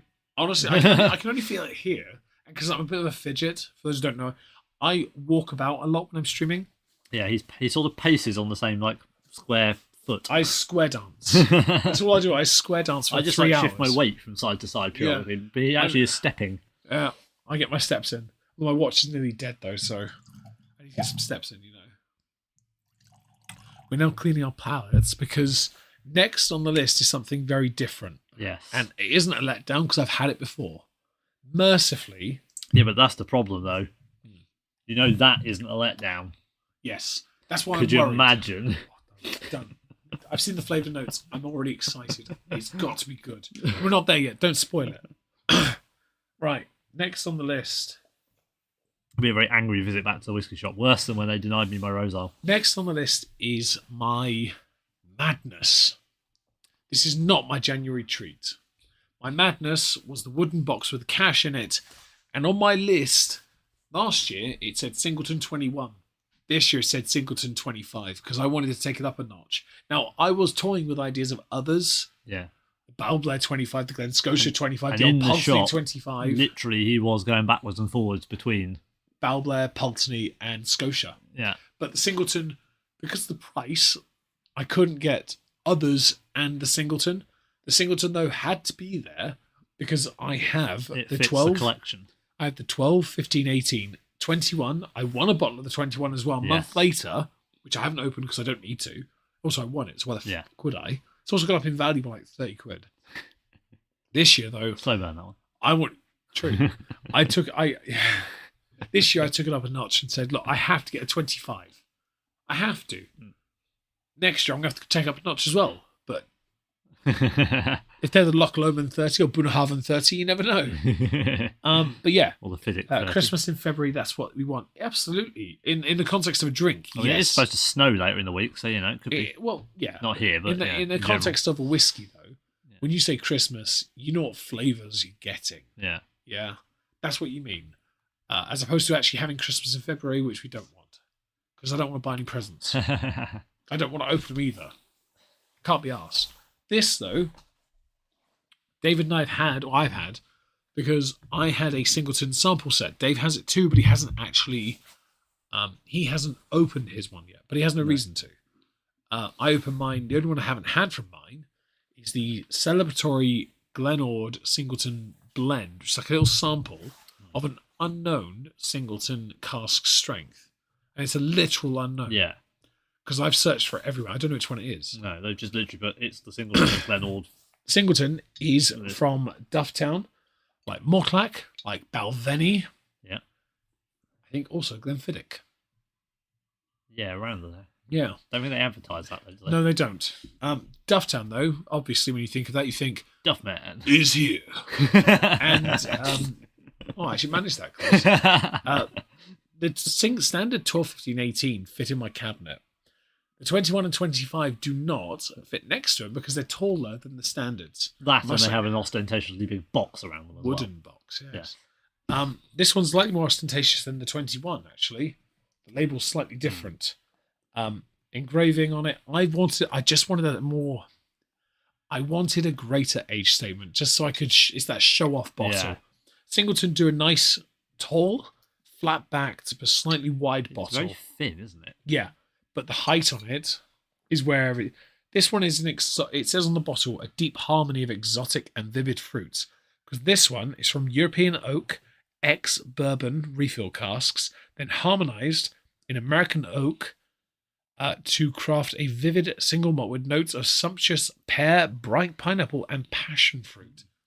When I had this, tropical was the prevailing theme. Yeah. And it also could be the answer to Meg's Perfect Trinity, because it literally says on the bottom, Trinity Cask Harmony.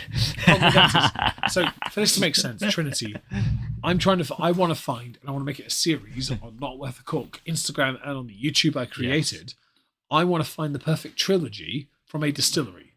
Now, I'm basing that on age statement of for Glenmorangie, 10, 12, 14-year-olds. Yeah. Most distilleries, though, 12, 15, 18-year-olds. And I want to find out, and I actually have, because of my recent adventure, 2 new trilogies. 3. One was purchased. 4.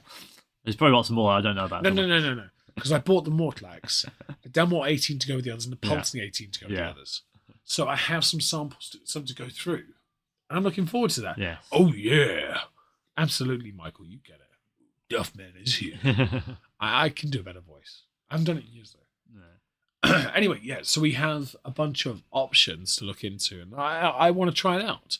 I think it'd be a great laugh to try and work out what is. But I wanted what to. makes those 3 whiskies the kind of standards for that distillery, as Meg's mentioned about the Swerve of a 15, is the middle-aged statement of Swerve. Yeah. And Well, how do they complement each other to make a set? We mentioned that, but you got your Glenlivets. Yeah. 12, 15, 18. You got loads Yeah. of others, but those 3, the 15's a Swerve. Mm. But like Pulteney, it swerves, but it's not bad. It's just a Yeah. really interesting like deviation. But that's something I'd like to look into. With this, I wanted to take it up a notch. That was the point. And the thing with the Singleton wasn't just the collection; it was also the affordability. Because while still insanely expensive, it's actually one of the cheaper 25-year-old whiskies. Yeah. There are some that are cheaper. Yes. But I don't want a Ballantine's. Singleton is well priced for the age statements. It's not cheap. Just to but give it some it's- context, Glen Scotia 25 is £540. Balblair 25, £590. Old Pulteney, £450. Right? If you can get Talisker all 25, £450. All potentially, other than Old Pulteney, would have been a punt. Pulteney wouldn't have been a pun. You're right. Yeah, because Yeah. you have some of that. But Balblair, I've only got one Scotia. yeah, one slightly odd Scotia because it's a double rum cask. Yeah.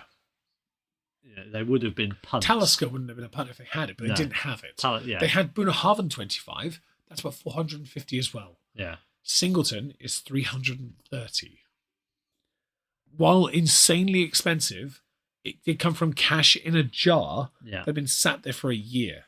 And I said, look, I want to buy one mental bottle. And what we can also do is compare it to something I've bought for around the same price, which was a 12-year-old whiskey, being the Hibiki 12. I can't compare them. And that was only a 50 CL. To be fair, we keep going in value. My Nika 12 will catch up. Anyway, can I do this one? Yeah, I assumed you would because these 2 are yours. Yeah. Right, so for those to make sense, while Dave's the barman, I bought these. Yeah. And so it seems only fair that I open them. And what I will also say, for those of you who may be long-term followers and know about the in-joke, some of these that Meg bought whilst in Norwich were left at mine for me to bring down in the car because he couldn't carry everything on the train. Oh, wow. I 100% did not lick any of them. They are all unsullied. I did not do him dirty. There's I a reason have for not that. licked any of them. There's a reason. Because Until now. I did just tell you the price of this one.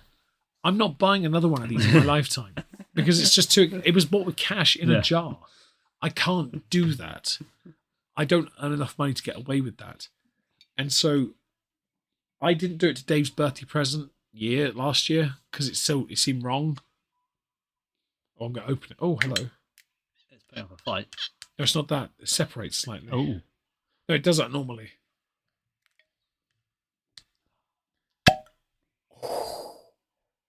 That was good. Oh. I was slightly distracted by the disco metal. We have Beast and Black playing in the background. Yeah, have a sniff of that, buddy. That's an expensive whiskey. It's like light, but it builds. Get your pour on, buddy. It's time to get ourselves some quality. I didn't. But should just point out, I did Dave really nice of late. I found the rose a very rare bottle. Yes. This is another January treat that's not in the image. So I found, in passing, Rosal 12. Now, if anyone has been following us, they will know Dave and I have struggled to get our hands on it. However, I mean, Dave and you. Dave and Dave. I tried as well, remember, and I got rejected. Oh, true. Yeah, you did buy one. Yeah. Yes, I tried as well because I saw opportunity. This time, though, I made a promise after this January Treat Madness stuff that I won't do that again until August. I'm keeping to that, but I saw it for about £40 more than what it would ordinarily cost.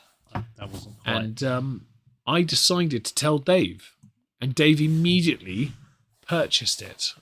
And mercifully, he has finally got the Rosal. He has 3 of 8. A tale of 3 Rose Isles, which will be, once I get around to it, an Instagram thing. It might well be also a YouTube short, just because of the laugh of it. But he finally has a full-size bottle. At Christmas, we got him a 20 cl size bottle of this Rosal whiskey on top of the one he already had. When he came down with whiskey for me, he also brought a sample because I said, look, I've niced you by finding it. You owe me. Yeah. So I was expecting a 3cl little dram, yeah? Yeah. No, Dave brings a medicine bottle with it full. Yeah. 10cl, because he's got two 20cl bottles, he basically fills one up and 10cl bottle up for me. And then he says, one of these bottles was licked. And I'm looking at all the really expensive ones and he goes, no, it's your medicine. I'm like, oh, thank fuck. He didn't understand for a while because obviously he didn't know I'd brought it. No, I didn't have a and I clue. pulled it out of my rucksack and was like, here's your medicine. And he still didn't know because I didn't change the label. So it still says Jura on the bottle. Sometimes you just need to say F it and treat yourself. Brian, I actually agree. And I think everyone should do that from time to time. It doesn't matter if the bottle costs £10 or 150 or £500. No bottle I have ever cost me that much. And David's never bought a bottle that much either. No. It's close though. But yeah, no. I think it's very important to make that point that a treat doesn't have to have a price tag. This is just one because I wanted to try and take it up a notch, and I know I'll never be able to buy that bottle again. So why not do it once? Yeah, because I could, if I decided that I wanted to buy a bottle of whiskey as a treat to myself because I'd had like a really busy month at work and I just wanted a bottle of whiskey, I could genuinely walk into Tesco and buy a bottle of Ockentoshan and American Oak for if it's an offer £22. He owns 3 bottles of it already. I'd be perfectly happy with that as a little treat to just, a little bottle of whiskey, just sit and drink that. To be fair, it's lovely. It goes down. Yeah, my Tamil Spanish Grenache Yeah. is nearly finished. So I need to buy a Mine's replacement. about half. Yeah. I'm enjoying the Jura Red wine cask at the minute with mistakes and We things. had that. So for those who don't know, we also had that last night pre-drink for the gig. Yeah. Because I brought some in a hip flask. Those of you on Instagram, you can see our pre-gig antics. Yes. Agent Earth was had a brought very my- interesting day. I brought my velvetizer. I packed light. Meg packed light with a velvetizer I didn't know he had till we got there. I know, I told you at Tesco. Remember I told you at Tesco? I should have bought the milk then, though. It would have saved hassle. Anyway, shall we get our noses in on this? What is the thing on this? Have you There got it the is. notes? 'Cause, Yes. Yeah, I haven't got The the body. notes. Delicious harmonies full of exotic fruits. The nose. The aroma has whispers of delicate tropical fragrance. Well then. Swirl it and he had his eyes closed, so he didn't see that. Otherwise, I'd probably be dead. I know what you were doing. It smells like a tropical skittle to me. Hello there. It does smell like a straight up tropical skittle. How are you? He's doing the pretentious nose thing for those who don't know. Why am I not on a Caribbean beach? You're the only one of the two of us. You're more likely to be on one. I can't If quite I was afford on the one, Caribbean. I'd still be dressed like this. You would, yeah. I can't quite afford the Caribbean on my own. I'm not going. I mean, Florida is only because I don't have to pay for accommodation. I've got to pay flights. If anyone wants to hassle Dave in May, he's just search Florida. You'll find it.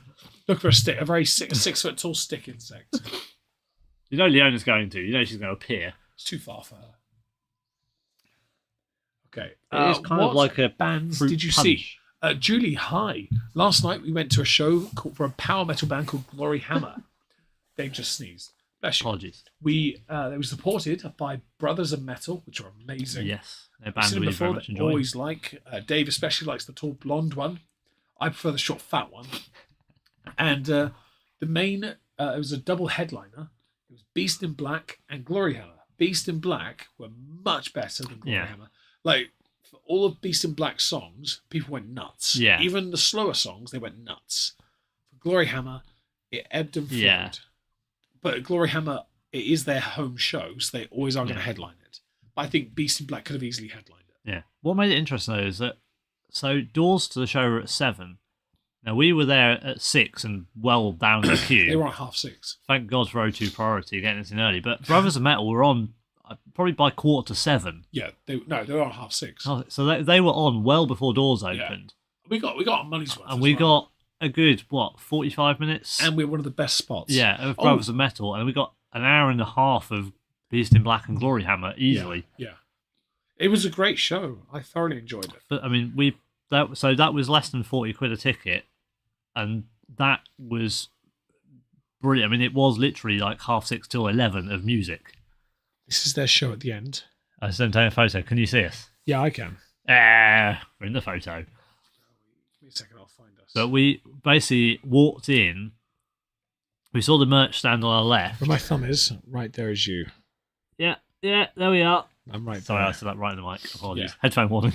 Sorry, I found this in the picture, but they're so far away. We're not far away, but far enough away that you can't tell. So there's but a we know where we downstairs are. and there's an upstairs seated area. Now to be fair, we were probably near the back downstairs. But we had a railing and Yeah. a foot drop in front of us. So No we one were tall on we enough. were on the main level Yeah. where the merch stand was. There was a railing, about a foot drop. There was a bar either side.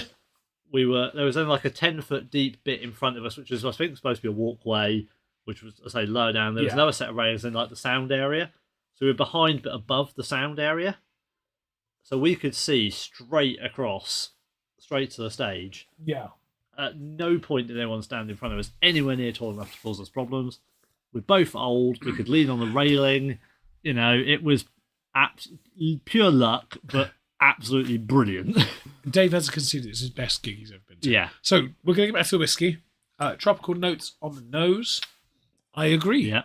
Thing is, the one thing that bugs me about this is that nowhere on that or on the box does it give you much to go on. The box is one of the most elaborate. It's made of very wood. nice, solid, It's made of wood. girthy box. Yeah, it's a big box. It does basically just give you more of the same information we know. It's the oldest whiskey I own, which is another thing. I wanted to take it up a notch on the madness. But nothing here tells you too much, and no website has much in the way of tasting notes on this either, which makes it even more. It's fairly hard, very tall. Yes, it is tall. Doesn't give much away. So, which reference, is- we've just put the bottle on the counter, and it's a good 3 inches taller than the mic. Yeah. Well, that doesn't mean much really, but yeah. I mean, it's nearly as tall as my entire forearm and hand. Yeah. About the same. Although I've got longer arms than you though. But yeah, no, it's a beautiful presentation. Should we get to the tasting of this? Well, I think we should. Let us dive in. Oh, it's so much nicer than your Dalmore. Sorry, buddy. You kind of got done dirty. Although to be fair, mine's 3+ bits times more than yours. Mine's a little more expensive. Yours is potentially 22 years older than mine. As well. We don't know because it's an Irish show. Yours could be 22 years older than my one. I'd say 21 just to play safe. Yeah. That's very, very nice. very refined, isn't it? The thing is, there is one thing we can do quickly, and it doesn't have to be a full glass either. Oh, Meg, bear with. Meg is retreating to the cabinet once again. I feel like he's reaching for. It is a box. He has gone for a box. Meg's reached through his 21-year-old He has. singleton. Yes, we are now going fully ad hoc on Now the look stream. how different that is on the label compared to your 25. My Yes. 25, sorry. The gold labels are very different. Bottles are the same. It's just the label is different. That's all.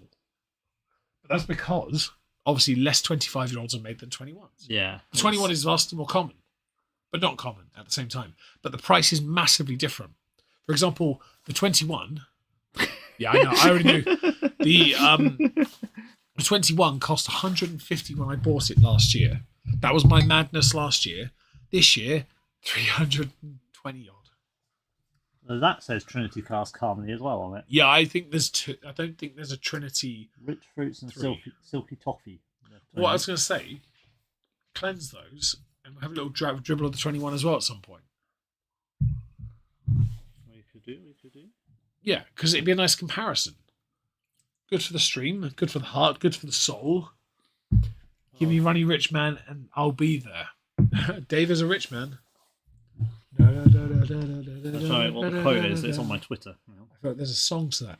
I really Oh, don't yeah, know. I still owe Leona some singing, don't I? I'll do that later. Okay, I was going to go with the If I Was a Rich Man song, but I don't know the bloody song. Too much of anything is bad, but too much of good whiskey is barely enough. Who said that? Mark Twain. I like that. That's my profile thing on Twitter. I like that. I don't know which glass is whose, actually, to That's be fair. mine. Mine was on this Yeah. side. Okay. I was paying attention, don't worry. Anyway, yes, so the 25 is delicious, by the way. Straight up. But I think it'd be great to have a little dribble, A wee Oh, snifter. a snifter of the 21. Because I remember when Dave tried this, I know exactly what you said. I don't, so. You said it was dry. Oh, hello. It might be dry. Been a while. Oh, there we go. I love the bottle top. It's just so rounded. Yeah. And tight. We like a tight. It put up a fight, that one. I had to moisten it. Careful. Have you dewatered? Yeah. I'll do. Yep, that'll do. Perfect. I thought it'd be nice to... Yeah, I'll take that. Nice comparison just to see what we think of the 21 and the 20. You can't really compare that, can you? Appearances? No, it is lighter. Well, it would be. It's younger. Just bear with us. Meg is just fighting it back into the box because it also has a ostentatious wooden box, but it's designed to be a very close hold. You have to get the angle just right as you get it in because it has a very narrow gap to get the head of the bottle in. Are you still talking about boxes? Yeah, the owners.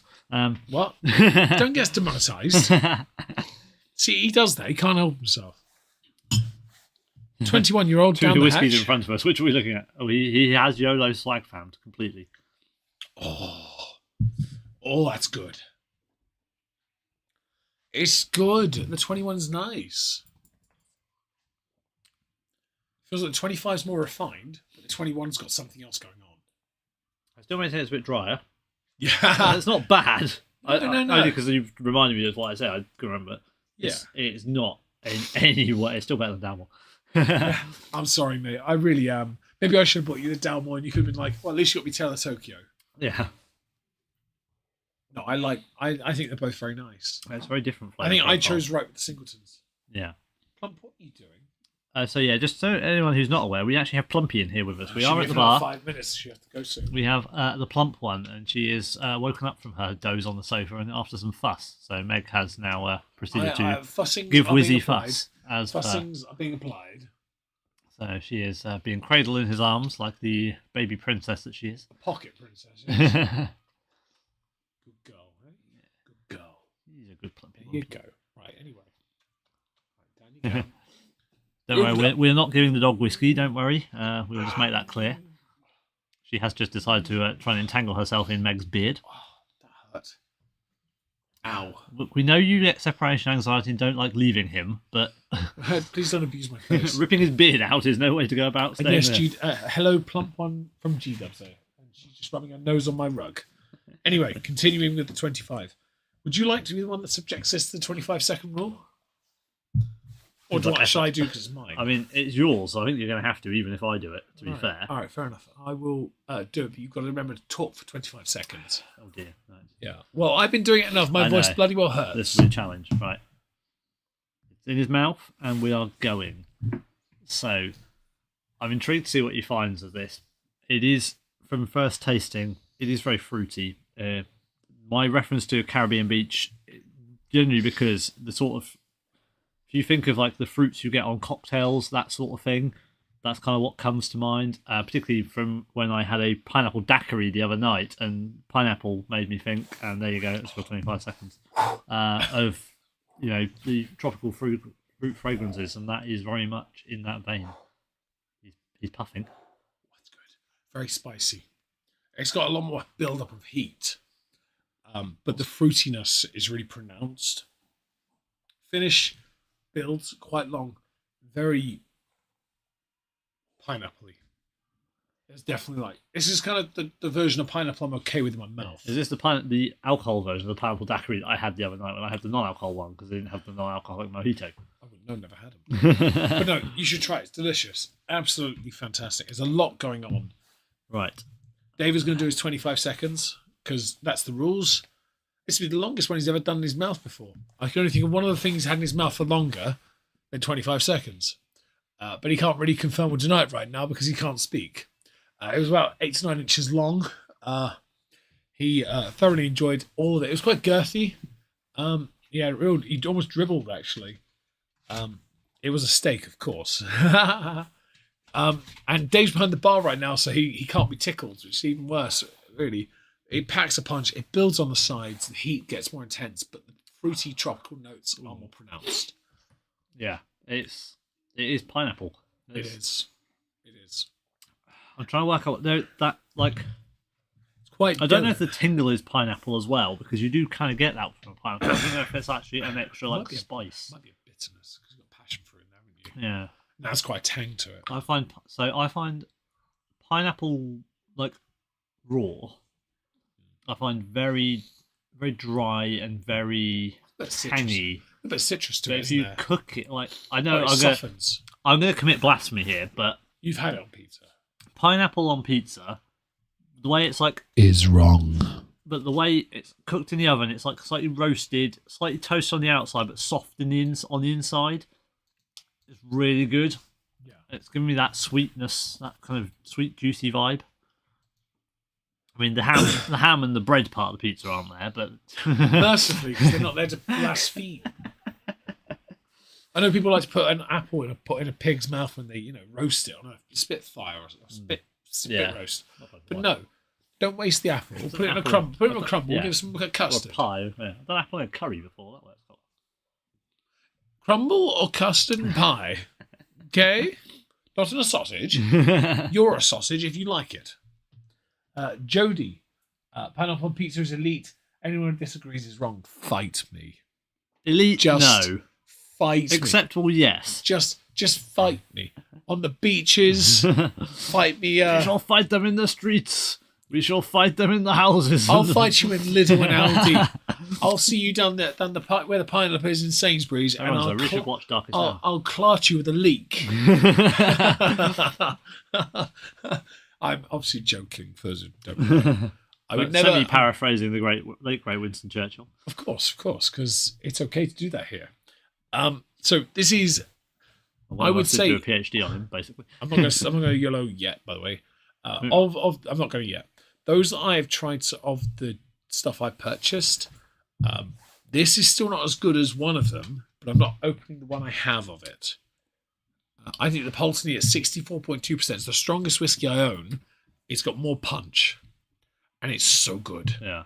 But at the same time, you can't compare the no age statement to a 25-year-old, and we don't have any other 25s to compare it to yet. No. Hey, who knows what August might happen? I might get the Pulteney. You never know. No, we have a 35 that's not open. Won't be opened. I've had a 40. Yeah, but you haven't got another. No. Can't compare either because it's 40. No, the next thing we've got is your 21. I would love to get 18s. Obviously, if I can get the 18 Brunnenhaven, I'd love to get the 25 in the future. Bry, we shall never surrender. Damn right, cue guitars. There's no guitars in my cabin. God damn. There actually aren't. Well, there's one in the case, but it's got no strings. There's one in the office with no strings as well, but they're not meant to have strings. No. That one's a burner thing, and the other one is just sat there. Yeah, there's no guitars in here. Finest hour with old Mr. Winston S. Churchill. Or Winston R.S. Churchill, technically. Play on an axe. He's going to play a sword. That's how it works, right? He is playing a sword at this point. He's air guitaring a sword. I can't do the voice. Yeah. Yeah. I mean, there is an axe over there if you want to air guitar an axe, but No, I'm not doing that. If I play this, is that a ukulele? Or a banjo. It's quite wide. Banjos are quite big at the. I don't know what the. Everyone loves Farming Simulator. Yeah. Was that Farming Simulator they were doing Beast in Black? Yeah. No. Farming Simulator is Dragon Force. But I thought that it sounded very similar to what the Beast in Black guy did last night as well. No, they did.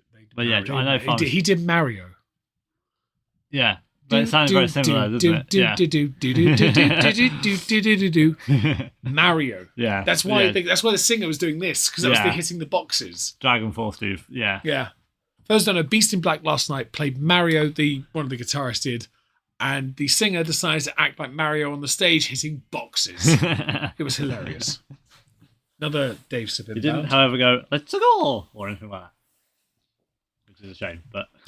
Do a straight up, no touching tongue drink. This is effort in these glasses. Sharp. You've got to angle it right. Sharp. Just do a drink. It works, but it doesn't. It works, but I don't want it to work. That's the thing. It doesn't work because there's an instant rejection. Why is that? It's too good. Is that the only reason? It's not worth a Shot. New stream channel inbound. No, Yeah, new subsidiary of Not Worth a Cork. It'd be Not worth a no, shot. Another set of YouTube shorts. It's not worth a shot because of that. It's not worth a shot because the receipt's in my office. Yeah. It tells me how much this is. How much one shot of this is, yeah. Let's not do that. It's not worth a shot because How many bottles can we buy for the 2 samples we have? I could buy an entire collection of Glenmorangie for what this cost. An entire collection of Penderyn. Yeah. But I said I was only going to buy 5. Obviously, I didn't do that. No, Meg did do a madness. But I did a madness because I said I was going to. And you didn't know what I was going to do. No. You had no idea. No, he literally kept it secret. He wouldn't look at his list. He wouldn't look at the book or anything around me. So I had no idea. On top of that, he didn't know about the cash. No. That was the best part. I was blindsided by a literal box of money. Well, it's in here, actually. It's just here. And it used to have some samples in of... You can't do a photo on the server or anything because I can't show it. No. But it's a little wooden chest that came with 3 Pirates Grog rum samples. I hollowed it out, took out some dividers. In cash, it actually has written on here originally before I added more money to it.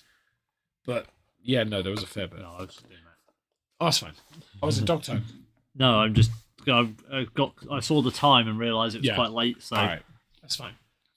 Okay, well, we Plumpy nearly... anyway, so. When we get to the 2-hour mark, we'll finish this one because we have one more, and this one I want to take I our think time she with. needs help. She's failing at getting on the sofa again. Talk So, to the chat. Plumpy has this problem where she's able to jump on things, but won't jump on things. So she'll stand there, attempt to jump on it, and then fail intentionally so that someone has to pick her up and put her on it. And now she's off again because she's now near a Meg. Because she's, like, obsessed. She's the pocket princess. She is tiny, yet she howls the house down when he leaves the house. Or when she gets a haircut. Or when she gets a haircut, yes. Or when he comes back from the house and goes upstairs. Or when he comes downstairs and goes back upstairs. Or when my dad comes over. Or when your dad comes over, yeah. She loves men. Unlike Chonky, who throws up when she sees me because she gets too excited. I can't drink my whiskey now. I'm being smothered by a dog. I got you. Don't you fuck it. Oh, hello. got a Meg sip in there. Yes, I have just had to sip Meg his whiskey because he has a dog on. He just put it in my mouth. And Plump. chokeslam. He has just No, don't say it. Don't say it. he has just deposited the plumpy on the sofa. Yes, in a comedic wrestling-esque manner, but without harming, because I'm not a dickhead. No, and it's a soft sofa. So, firstly, we need to just quickly revisit the whiskies because I want to do something slightly different with the streams and talk about something quite important. This series is called Not Worth a Cork. Yeah. Have And any- once again, I've forgotten to wear the t-shirt. That's where it's sadly. So have I. No, the point I was going to say was, of what we've had so far, do any qualify? Because I'm going to answer by saying no, only because we know what something not worth a cork is. It's disgusting. Yeah, I mean, this is the thing. If you're just looking at these, I mean, I'm going to say 4 because I'm going to assume that, Let's go with the 3 so far. comparatively, there's one that's less worthy. Yeah. But across still the broader better. scale, all of them are worth a cork. Yes. Yeah. I think with Downmore Portwood, that one is a letdown. Yeah. But it's not bad. No. It's just if I was ever going to have a glass with someone, and like my dad doesn't care for peated whiskies, Yeah. doesn't care for because it's just not Not that. same as my dad. To be fair, that would go well in an old fashioned. Hi, Meg's dad, if you're listening, because we know you do sometimes watch. Hi, the Dad. streams. Hope you're well, buddy. It's good. Hope to see you soon. Actually, I'll see you in about We will see you in about a week, in fact. about 12 days. Well, 11, I guess, at this point. Anyway, yeah, I think that'll go in old fashioned. Go with lemonade, well, you know. But if you're going to have it with people who like a drink, no. But then you said there was the Ben Rins. People that don't like peated whiskey. I That think could that be also- an entryway in but because it this- is very, but- very subtly. We pick it up because we love peated whiskey, but I think value-wise, Ben Rins is better, but it's still quite subtle. Yeah. But it's subtle because it's intentionally Yeah. subtle. It's not designed Whereas to be the a Dalmore peaty whiskey. is disappointingly subtle. Yeah. Because I haven't had the 15 I mean, or that's 18 the thing. yet. The 12 is very good. Oh, The cigar malts, I mean, we put the cigar malt 105 quid up against the Macallan Journey, but 115 or something. 105. So we put 100 plus 120, pound sorry. whiskies up against each other, both very different. And we couldn't decide because they were so different. Thanks for but being here, both- Becca. Thank you very much. Both held their own for what they were good for. Yeah. And like we've put the cigar malt, we still reference it when we talk about other things, as we do the Macallans. It's very memorable. So to go for something that, okay, yeah. So this is £30 less, but it's The Dalmore Portwood is the just Portwood referenced, Reserve. yeah. It's a reserve, suggesting it's like more aged, but we don't know. No, we don't. But based on our experience of Dalmore's, the Yeah. quality of what we've had, based on our experience of the port whiskies and what we've had. Oh, have you just been? Yeah. Sorry, just a brief interlude. Meg is releasing the hound. Plumpy is being deposited back to the house for bedtime. But yeah, based on what we've had from Dalmore and from port finished whiskies, it is underwhelming. Nobody tell Meg I've said whelm, so that if he says it later, he thinks he's got the first whelm. But yes, the Ben Rins of the two of mine is definitely the one I will. Okay, he's now got a Nerf gun in hand because Plumpy is refusing to go back to the house, so he is now threatening to shoot near the dog to distract her enough to make her go back to the house, because he won't ever shoot the dog, obviously. But yes, we have to make sure the dog actually goes in and goes to bed, because otherwise she'll want to stay in here all night with us.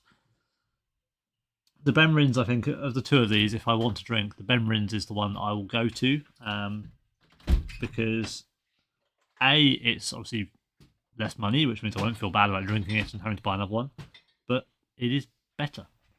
Obviously, I don't have the Singleton, so I'm not going to go into that to drink that regularly. You have the Malt Masters. I do have the Malt Masters, but that's water compared to the 25.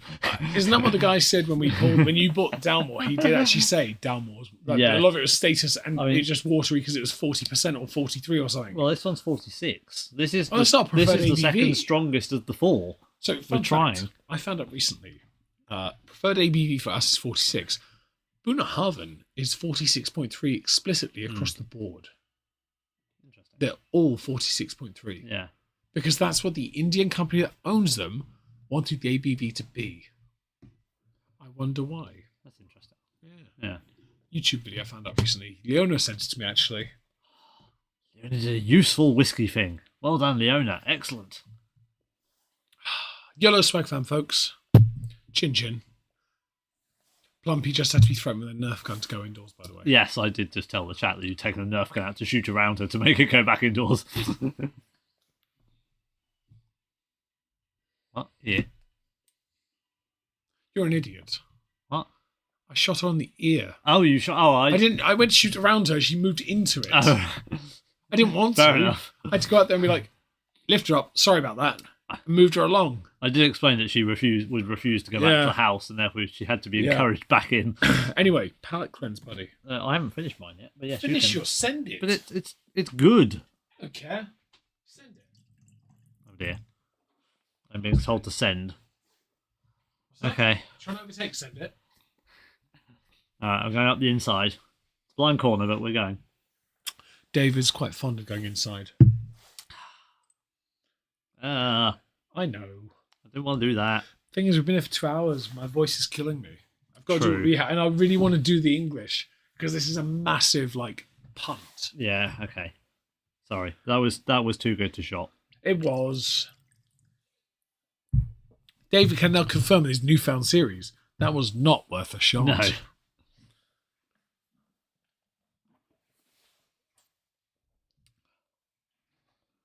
Megan's just putting that back into its box for safekeeping. That went in better than the 21. It looks amazing.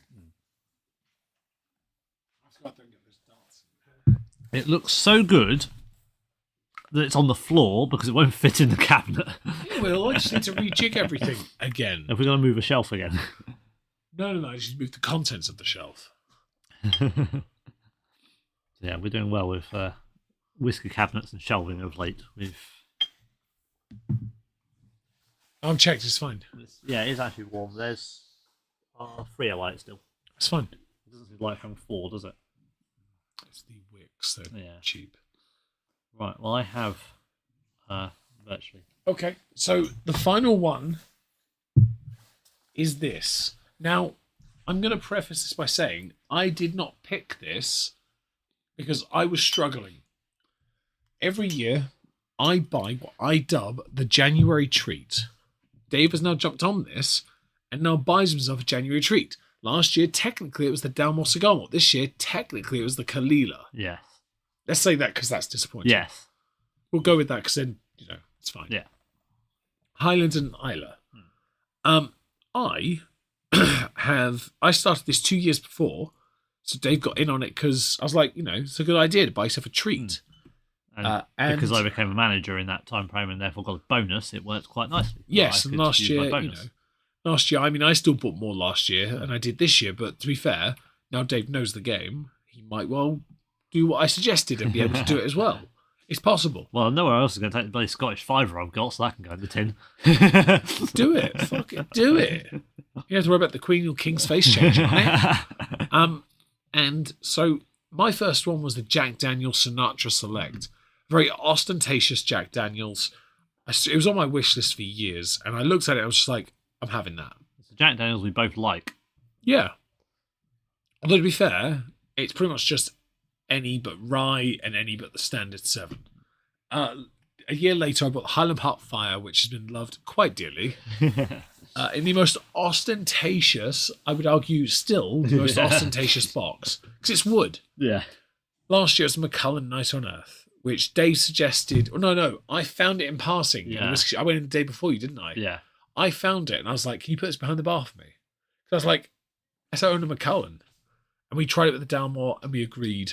Awesome. Yeah. Dave even dipped a hobnob in it recently. I did too. Despite the blasphemy, Meg did the same, and we both agree that is definitely worth a dunking biscuit. It's a dipping biscuit, that be. Hobnob is a biscuit for dipping, and when you're dipping it in a whiskey that tastes like a shortbread, we even told the guy in the shop, and he didn't mind either. He sort of thought, that's interesting. That's interesting. Yeah, he looked at us not entirely like we were insane. Yeah. Although we should now point out, his son has a YouTube called Python_RL.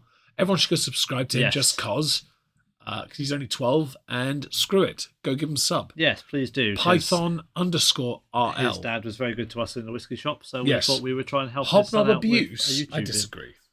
Anyway. I mean, if anything, it would be whiskey abuse, but it didn't abuse the whiskey. Yeah, so I was struggling to find a treat this year because there wasn't really a theme with any of the previous ones. It has become one now because inadvertently, the first one was no age statement, the second of 15, the third no age statement, the fourth of 15. So next year has to be no age statement. Anyway, I wanted something different and ostentatious. And ostentatious is key to this. In fact, that's because of the Jack Daniel's Sinatra Selects in the Highland Park. Yeah. When I went into the shop, I said, what's the most gaudy bottle you've got that costs up to 150?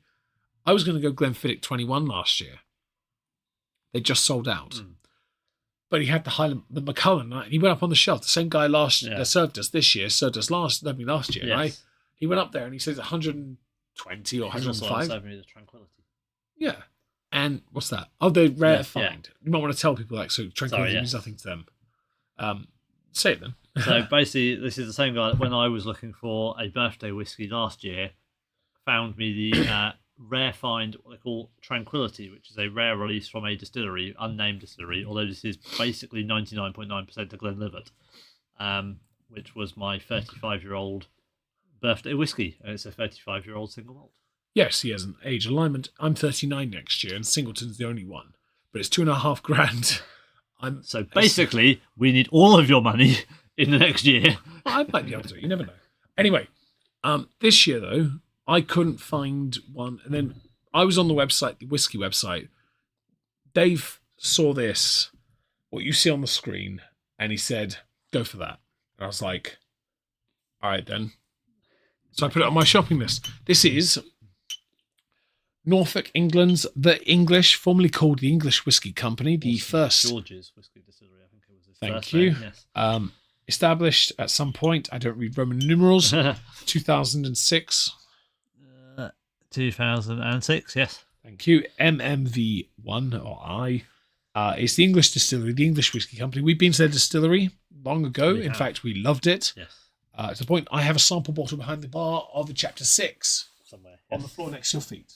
Yes. That is... And we're having that tomorrow in a VC. This is Founder's Private Cellar Single Cask Release, bottled at cask strength, non-chill filtered, natural colour, ex Oloroso Demi-Mude, M-U-I-D. Muid. Okay. Aged 15 years. Date Demi-Muir, and they thought that was a spelling mistake. maybe. Filled in 2007, bottled in 2022. It is one of 572 bottles. It's limited edition. Yep. But it is a sherry cask finish. Oloroso is. It is 57.6%. It is the strongest of my 4 January treats because the Macallan's 43-ish, the Highland Park and the Jack Daniels both sit at 45%. And the English cork is nearly as wide as the Ben Rins bottle. The English bottle is quite short and stout. It's a very medicinal bottle shape, old-fashioned. But it's the most expensive treat at $325. I'm not buying another one like this. I don't want to buy another one like this. It's a one-off, never happening again. Because I don't want to. The January treat was only meant to be up to a certain thing, and this one was just a one-off because we couldn't find what could have qualified. To be fair, because you also said that this year, because last year you mentioned the Glenfiddich that wasn't in stock. Well, this year you were going to up a level from the one you looked at last year, but also wasn't in stock. So last year I was going to go get Glenfiddich 21 rum cask Grand Reserva. Didn't have it. This year it said they had the 23-year-old Grand Cru, which is cuvee cask, French oak, rare French oak. Yes. It was not in stock when I arrived. They just sold it, which is fine. And Meg has twice attempted and twice failed to secure a Glenfiddich. If I up the ante, technically, then if I try and up the ante next year, well, no. If I try and up the ante next year, logic dictates it will be the Grand Corone 26-year-old Glenfiddich. Okay, that one, yeah. And that'll be out of stock as well. Then the Tide and Time the year after. The 30 the Tide and Time right there. No, Glenfiddich's one, the one in the silver helix. 30-year-old. Yeah. That's called Suspended in Time. I knew it was something like that. Yeah. That's right, I'll correct you. Tide and Time is Jura 21. Yeah. And I've got that. Okay, so I'm going to open this because obviously it's mine. This may take a moment because it is a... No. No, it's got a quick peel. Plastic round. But genuinely, the plastic, I assume plastic anyway, top to the cork is nearly as wide as the Ben Rins bottle. The cork is a very girthy one.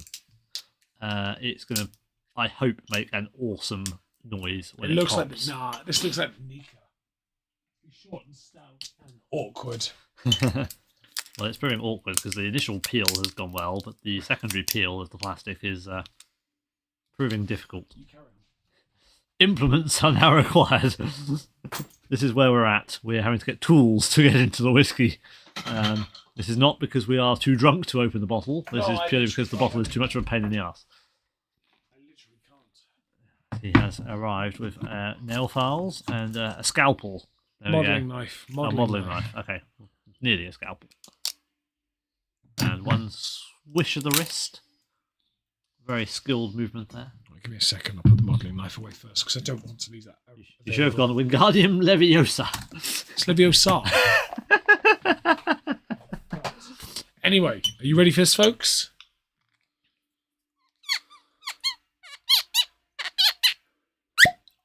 Ooh, that's better. That was different. Ooh, one more for luck. Oh, Leona. Demonetized.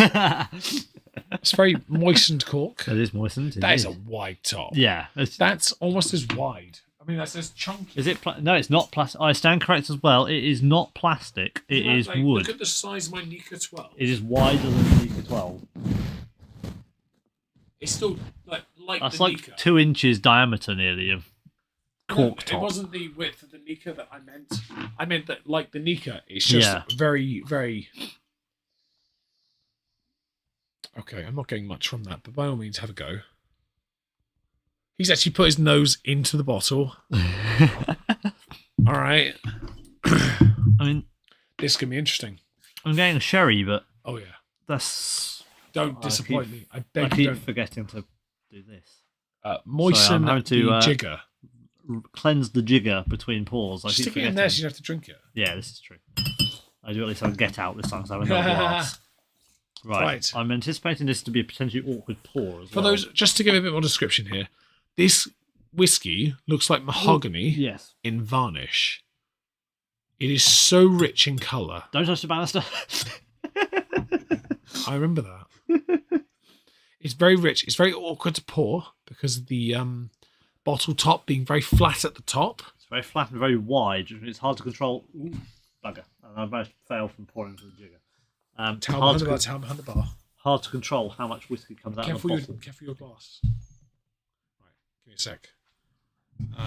Can I put that on the towel, please? Yeah. Right, give me a new coaster if that's okay. I'll take this. Yeah, I'll take a new one. Cheers. Next one. That was just the next one. Put that behind yeah, leave it there for now. Okay, for those who don't understand, accidentally, Dave may have... the pour was an absolute nightmare. Sorry, I'll do. Yeah. I was just topping things up a little bit because that's not fair. He got done a bit dirty there on the bottle because it's very hard to pour from. That's not Dave's fault. I basically brimmed the jigger completely level, which when I tried to pour it, it just went everywhere. Yeah, it did. That's fine. I don't blame you for that. Okay, so this has one of the most elaborate boxes, and I am going to get the box because this box has some writing in. It's time for story time with Meg and his gravelly voice. Okay. James Nelstrop fulfilled a lifelong ambition when he founded the English Whisky Company in 2006 by building a whisky distillery in Norfolk, which we've been to. Yes. With HMRC... which was the first whisky distillery to be registered with HMRC for over a century. That's not a brag, by the way. Taxation is theft. The Nelstrop family are still the owners, so Diageo haven't moved in yet, of the English Whisky Company and work tirelessly to ensure that the distillery's dedication to producing only the very finest whiskies is never relenting. Each year, the family select a handful of unique and interesting casks to be placed into their private collection. This includes Madeira casks. We know about this because there are other versions of this exact same style. One is a 16-year-old, and the other is a port one. Right, yeah. And when these wonderful casks are mature and ready for drinking, some are offered back to the distillery for bottling under the founder's private cellar range. Each cask is a one-off and will have been signed off by the current distillery chairman. The Nelstrop family can trace their lineage back 600 years, so can my family, with the family always farming and milling during this time. Today, the Nelstrop family own and operate a mill in Stockport, Cheshire, and also own and operate several farms in Lincolnshire, where barley is grown for the distillery. It was this never-ending passion for grain that influenced Nelstrop in his early years, resulting in the desire to turn malting barley into single malt whiskey, a dream that he realised and would be immensely proud of today. That is the only writing inside the box. The box is card and fabric, but the insert the bottle sits in is foam. Moulded foam. Yeah. Or carved. But yes. Yeah, either way, it is shaped precisely to the bottle. It is incredibly... it's an incredible presentation. And that's one of the reasons it was also purchased, because again, the point of a January treat for me is it's got to look the part as well.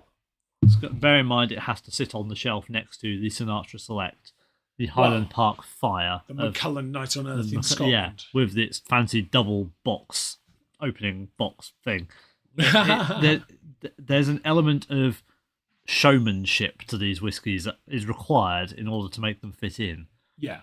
And there's a link, because we have been to the English Whisky Company. We have done a tour. We have sampled. We have each bottles of some of their early work. So it's not out of our experience to have an English whiskey. We also both have the King Charles Coronation. Yes, I One. have it in my cabinet. Yes, I have the Queen Elizabeth Jubilee one as well. It's like 900 now. Yeah, which is no, hang on. What was it? What was it? They were 100. So it's like gone up 6 times its value. I saw it for £900 on an auction site. So they are nearly $450 for some other ones. The King Charles hasn't gone up much yet. The one that really isn't worth much is Meghan Markle and Prince Harry on it. well, that's a surprise. But yeah, so the English Whiskey Company is obviously I live in Norwich. Meg would like to live in Norwich. Royal Tat. Thank you, Michael. But in the context of whiskey, we don't have to care if you like the Royals or not. The whiskey went up in value, so it's a worthwhile investment. But yeah, we like the English Whiskey Company. We do. It is my local distillery, technically. I have a bottle in my cabinet. English Whiskey Company, Chapter 12. Dave has Chapter 11. Yeah. I have behind the bar a 20 CL of Chapter 6 that I bought at the distillery when we went. Because there was a Chapter 11 20 CL as well. We couldn't afford full bottles. Yeah, we bought a twin. They did like an offer of the twin pack. If it was a twin pack of what we sampled, you got a deal on it, and we sampled like 5 or 6. Oh, I did. Yeah, you didn't. Yeah, I had 2 or 3, and obviously I was driving, so I had to just keep. I had like 7 or 8, and I was battered. I got into his car, and I was like, shit. Yeah. So, but we literally had a bottle of each. We both really wanted the Chapter 11, and Meg put them behind his back. And I did, picked, and I got the Chapter 11. You did.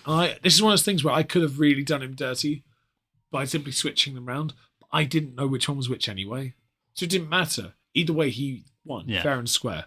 And I don't cheat people on that. Anyway, and this was pre-licking days as well, so yes, next to you. Shall we? I've got tasting notes on the screen for those who are curious, but I'm not going to look at this. I can't see them because there's a giant box in the way. That's good. This already smells better than the Dalmore and the Ben Rins put together. But not in a bad. Let's not say they're bad, by the way. Price plays a part. You know this is expensive, but also what makes this different. My first January treat was American. The next 2 were a Highland and a Speyside. This is English. This is the English standing up and saying, "Look at me. Yo, fam, we can do this too." In its swag. Blood. I got you, bruv. Well, one doesn't want to brag, but one does produce one fine single malt. What Dave just said there was, anything the Scottish can do, we can do better. And with less gingers involved.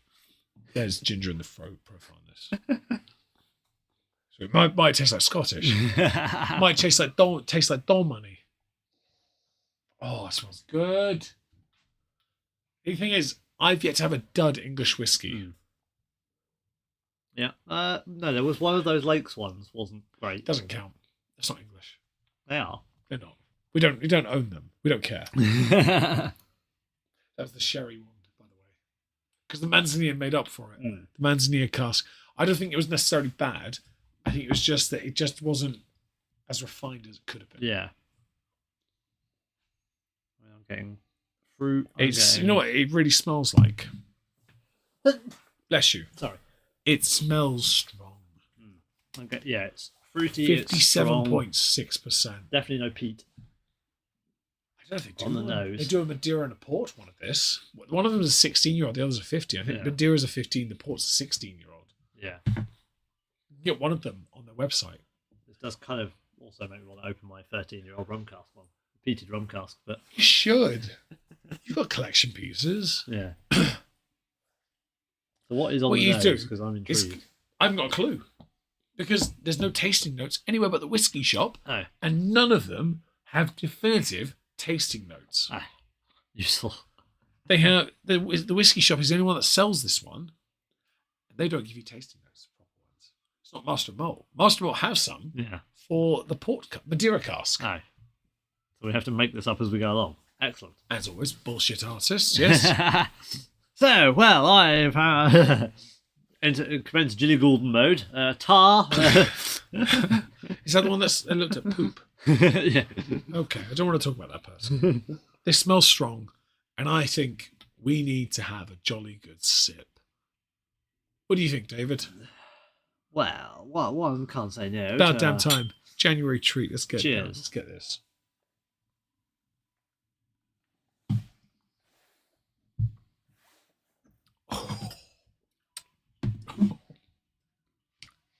Bit shit, innit?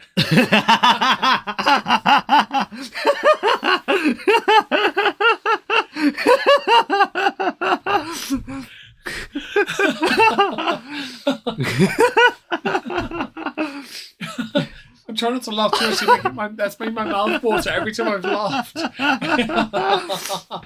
It's not worth a quart, that, mate. Fuck me, that's good. My mouth is watering, and as I'm laughing, it's running out, trying to run out of my mouth. Oh, that's so good.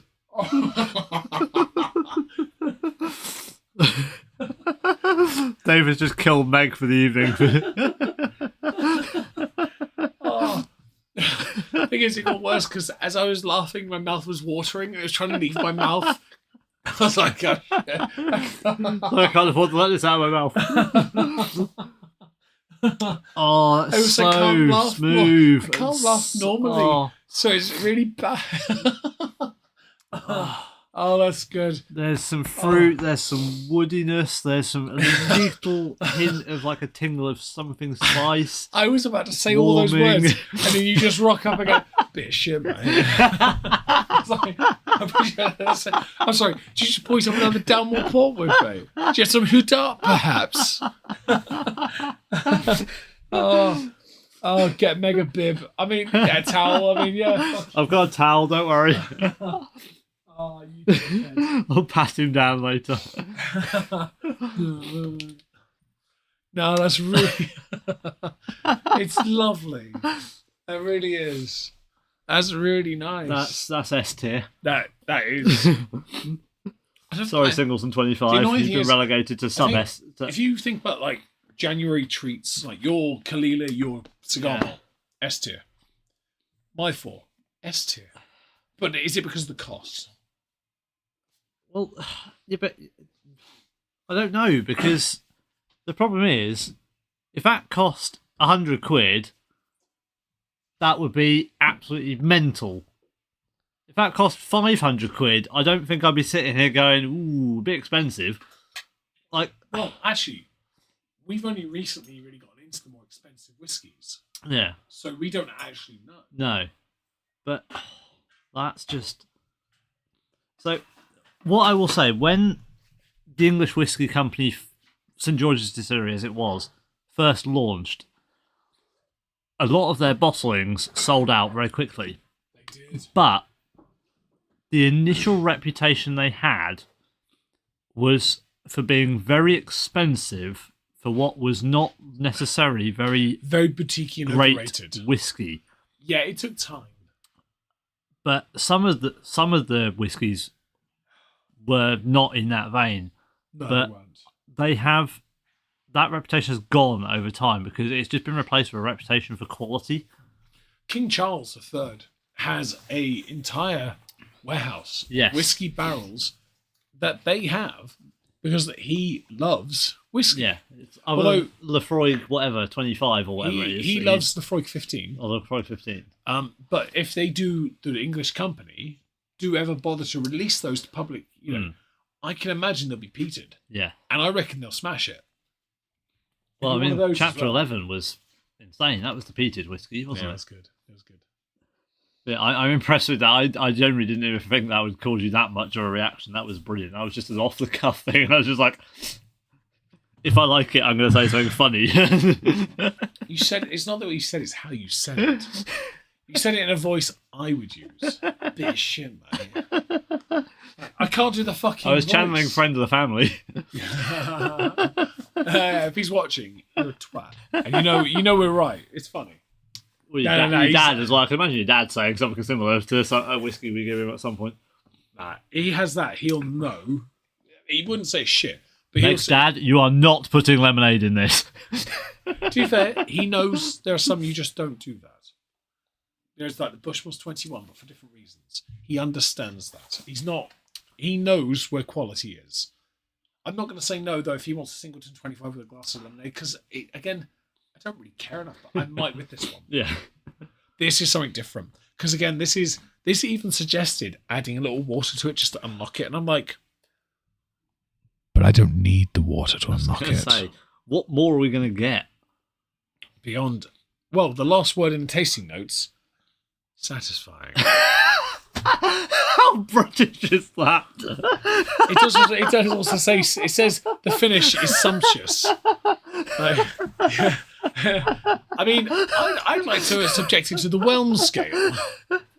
Based on my reaction, over. Certainly not present in the under. I'm now slightly disappointed it doesn't just say spiffing. I'm not subjecting this to a spiffing shot. Bloody hell, an English whiskey, and I rock up with my... Can you imagine that? Half pint of English stout, English whiskey being that, and an English cream nog. Fuck. Oh my lord. That would be a brutal shot, but bloody very good. Yeah. Jolly good show, old chap. I'm just going to pass out now. I'm totally gazeboed. All right. I am going to subject this to the 15 seconds. This is the rule. For those who don't know, we've done it already, twice already, in fact. Yeah. 1 second for every year of its maturation. Sorry, maruration. Maruration, yes. If you've seen the spelling error in the English whiskey's rum cask finish. Sample, that is. Marooning would work, to be fair. Rum, Not to be confused with 15 seconds for each year it's manured. Because that's a very different thing, and that's not okay. So we are away. We are going. I really hope this is good over long hold, because that is so nice just as an initial sip.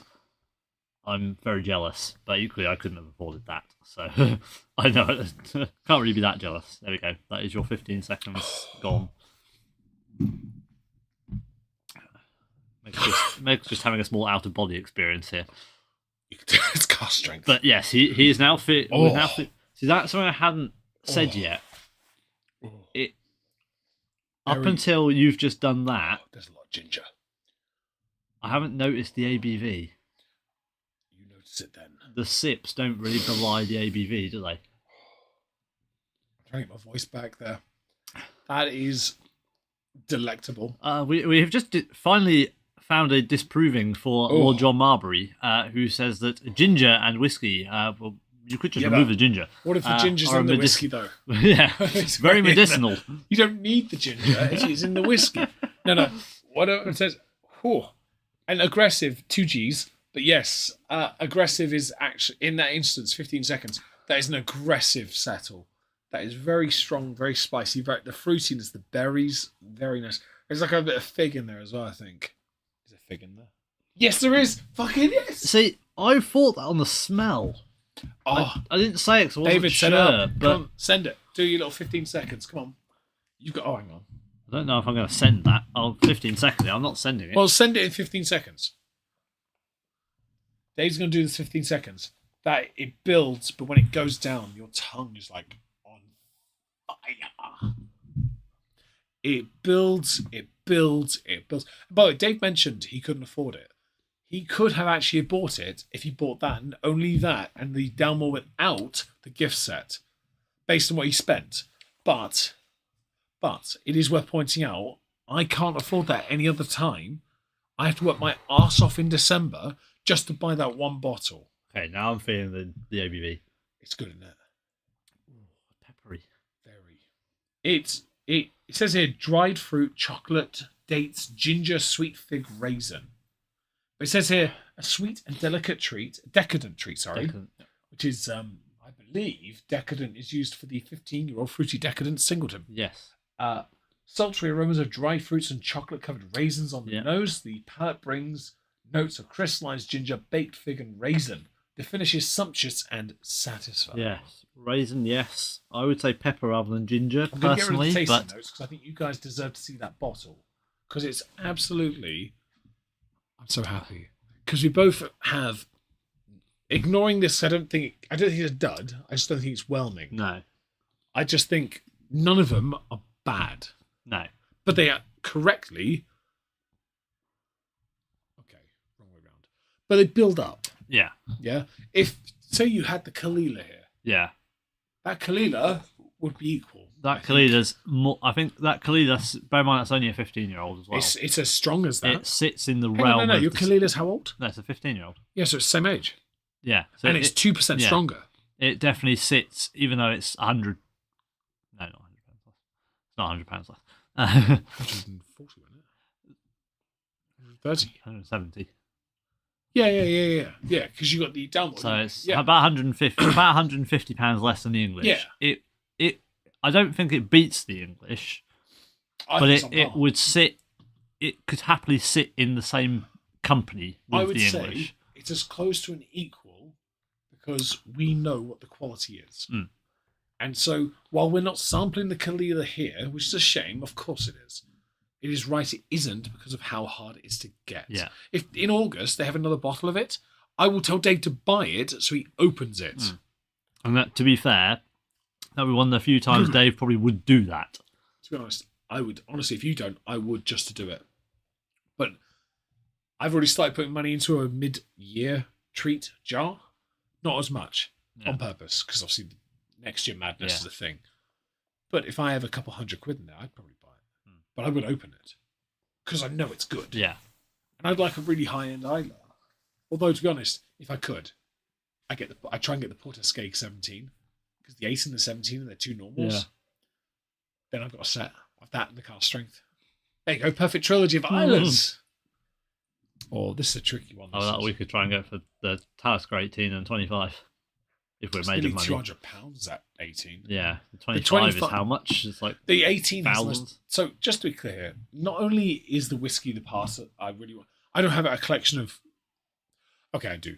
No, but I don't really seek to collect standard Taliskers. But I've been sent some off my wish list, and I have them in my office. They're not really part of my standard. My standard is just the 10.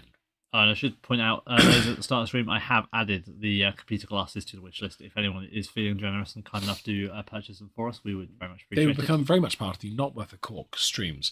Anyway, but the Talisker 18 has one of the most depressing and pointless. I was going to buy it last January, but the box is kind of shit. Like, it's a very hollow, pointless box. I would discard that box. Yeah. Because it's just pointless. But At a certain point, there's boxes that look better thanks than for the being here, whiskey. G-Dubs. Yes, thank you very much. There's boxes that look better than the whiskey. There's whiskies that look better than the boxes. There's a certain point where you think that, it should have a decent box for the whiskey that's inside. Yeah, I agree. I mean, you look at some of the designs of, like, the Glenmorangie 18. Okay, I'm not a fan of the wording design. Which 18, though? Well, I'm looking at the one you've got there. The Glenmorangie, Infinita. Yeah. There is another one, and it's called the Extremely Rare. Yeah. And that one's a different box. It is, yeah. But like it looks a bit better. It looks better than the standard Glenmorangie okay. boxes, doesn't How it? about we compare it to an 18 I know that has the most vastly ostentatious box that I own, given to me as a Christmas present by my sister, the Irish, Jameson's 18. Yeah. That trumps all. Yeah. I've got an 18 that trumps it anyway. That was at one point a standard that cost £65. Johnny Walker Gold Yeah. Centenary. I've got Pulteney 18, the box is better. Yeah. Because that clicks I in mean, place. The Glenlivet 18 is a very similar box to the Johnny Walker Gold. It's Yeah. I think they're made in the same box company place, but like you sort of there's a point where you think it should have a decent box because of the whiskey that's inside it. Yeah. And I've that got a just Downmore 18, doesn't. the box is brilliant as Yeah. well. It's just a thing of at 18, although with Talisker it's strange because they don't have a trilogy. No, they don't have like Their a age 12 or a statements 15. are 10 and 18. Yeah. And then on. The 25 is where they actually start putting effort in. Yeah. And I think that's really depressing that that's when you decide to make an effort. For a bottle that costs now, then would cost about 165, it's now nearly 200. Yeah. Because of obviously tax issues. Yeah. I get it, but for that amount of money, I expect a decent box. Yeah, I mean, if you think of my Johnny Walker Blue, now I know Yeah. that was bought cheap because of exchange rates and things. Mine's cheaper But the than box, Talisker yeah, 18. but the box, your Johnny Walker Blue, my Johnny Walker, yours is an edition version, mine's what was a standard. Yeah. But both the boxes add something to the product. Yeah. They make it into a statement piece. But that's the point we're talking about with these whiskies. all of them, except for the Ben Rins, came in a box. Yeah. The Ben Rins was a £50 Memories bottle. is literally a bottle on the shelf. Yeah. Yeah. He chose it, and he hasn't been let down. No. The Dalmore's a gift set. Its standard box, though, is all right. Yeah. You know, it's a decent box. But it's not expensive. It's 70 quid. Yeah. But it's expensive, but not by the standards of the other things. Yeah. His Kalila, like my Tamna, Gordon MacPhail, Yeah. very fancy. But very Tamdu, very Balblair 18-ish. But it's a fairly standard design for those. Like the Did I show you the Gordon Balblair? Fells, Oh, how it opens?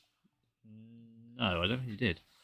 Those, like... So Meg is just grabbing the Bell Blair out of the cupboard. There's another bottle I hid from Dave. Yes, So, it was. Balblair 12 and 15 just open as a standard box. The 18, though, they actually make an effort. This bottle is not expensive, but this is where they make an effort. It slides out from the outer casing. And then there's a lid that lifts out. Until then, though, the bottle is secure. Yeah. If I tipped it like that with that lid still shut, it wouldn't fall No. out. But that's what Tamdu do it as well. Bladnock do it as well. Yeah. It's a point of security and also ensuring the product Yeah. you purchase is vitally.